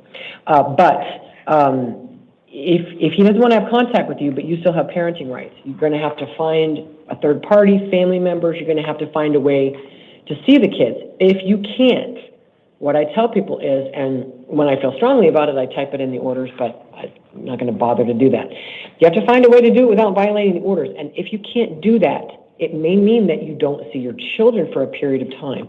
But it's important to keep your eye on the big picture, which is this is not forever. You're going to parent those kids forever. This is not forever. So don't make a bad situation worse by violating court orders, because it is very hard not to see your kids. But these orders don't prohibit you from seeing your kids. Do you have any family or friends in town who could be a middleman? Okay, then that's basically how you'll have to do it. If he says, I don't want you here, then you're going to have to figure, because you both have parenting rights, and then you may end up in family court. And believe me, if you violate these conditions, it's going to get brought up in family court. It will be used against you in family court if you can't follow these conditions. But essentially, this leaves the door open that if he says, okay, I will have you back and we'll try this while the case is pending, you can go do it. But if it goes bad and the police get called and you get accused of not leaving when he told you to leave, police are going to arrest you. So anyway, no weapons, no drugs, no alcohol. I always order that in DV cases. Weapons, drugs, and alcohol go very badly with domestic violence cases. Also, if you get served with an order of protection, if you do, then you have to comply with that as well. He may not go get one, but we include that order in case he does. Everything is on your paperwork, though. You are allowed to call him for a ride. But like I said, if he uninvites you to have contact with him, you have to respect it, or you're the one who gets arrested if it goes bad, okay? All right, ma'am. Everything's in your paperwork. It should be released within a few hours. Don't miss your court dates. Okay, so I've got a no action for Jamie Troutman, 2 of them. It was numbers 32 and 33, and that's set forth in my formal order. The court was notified of this far too late to get it on the calendar, the page 2 arrest. So Ms. Troutman will have to be page 2'd again because essentially, I don't know how it happened, ma'am, but you were put on our calendar with 3 minutes to spare and no time to get you back here. Hopefully they can page 2 you before you ever have to go back to Estrella, and we can get you on a calendar real soon. But they have to find a deputy to serve you again, and so it's going to delay it a little bit. But you're going to end up page 2'd for the. I mean, you're going to end up seen on these. I hope later today, but we could not get everything together with 3 minutes on the clock. I see. Okay. So I'm sorry that ends up being uncomfortable for you. That's okay. So you're saying maybe later? I'm sorry, maybe later. Hopefully they'll page to you before you leave this building. That they'll just, I know the intake lieutenant knows about your cases. Yeah. And so hopefully he's doing something to get you reserved. Okay. And then if they can call back and say, okay, Jamie Troutman's been page 2'd again, we could move you up to an earlier calendar. We could, but we can't. Anyway, I spoke to the lieutenant personally, and we can't get a case done with 3 minutes on the clock. Okay, yeah, I understand. And it's not your fault, and it's not your fault. I'm sorry, I just have a couple questions. So I know this is for the same case, correct? It looked like a re-indictment, very likely, indeed. Okay. Unless you have 2 of a similar type. It looked like a re-indictment. Okay. And also the city court warrant, you were probably in custody. I didn't even look at the warrant. My guess is you missed a court date while you've been sitting in custody. Oh, that's right. Because I told my attorney about it, and she's like, May 5th, yeah. Yeah, and she's like, you don't have to worry about it because that'll be, and what we're going to end up doing is putting a tiny bond on there so that MCSO will transport you to Surprise for the next hearing. Because once there's a tiny bond, then you're officially in their custody in that case. You're not in custody for the surprise case. Right, As soon right. as we put a It was little a bond on $50 you, you fine. will be. Yeah, yeah. So, we'll explain that to you when you come back on it. Okay, okay. So, you know, I am sorry that you're the one who ends up sitting in the MVD. It's okay. I understand. thing. Okay, all And right. then I do have another, sorry, August 11th is my next court day, and I'm just wondering if that one be canceled or? And that may go away, yeah, it depends on Okay, when. because of this page 2. Okay. Right, All on when that's your all my court questions. date will be, but, yeah. This happens all the time, the Okay. re-indictment thing, if, Okay. assuming that is what this is. Yeah, your other case, it looks like the identical type of charge, it looks like the identical bond. Right. And so I'm guessing this is a re-indictment. They tweaked something, they added Right, a charge, that's they what changed she the said. presentation. Yes. And so, eventually, one bond will replace the other, but because of procedurally how we do things in our county, which I don't agree with, every re-indictment starts a new case number, which it shouldn't. That's not how it works in other states and federal court, but that's how it works in ours. So we end up in this dumb window of time where you have two Okay. cases pending until one of them goes away. Okay, So anyway, Okay. you'll see somebody on that. I really hope it's soon. okay, All right, thank you, ma'am, I appreciate it. No Thank problem. you. You can go ahead and head that way. Okay, thank you. All right, so officer, I've got Mr. Dixon and Mr. Moore showing us house calls, and the information we had is they were isolated from general population as a potential danger to themselves or others. Is that correct?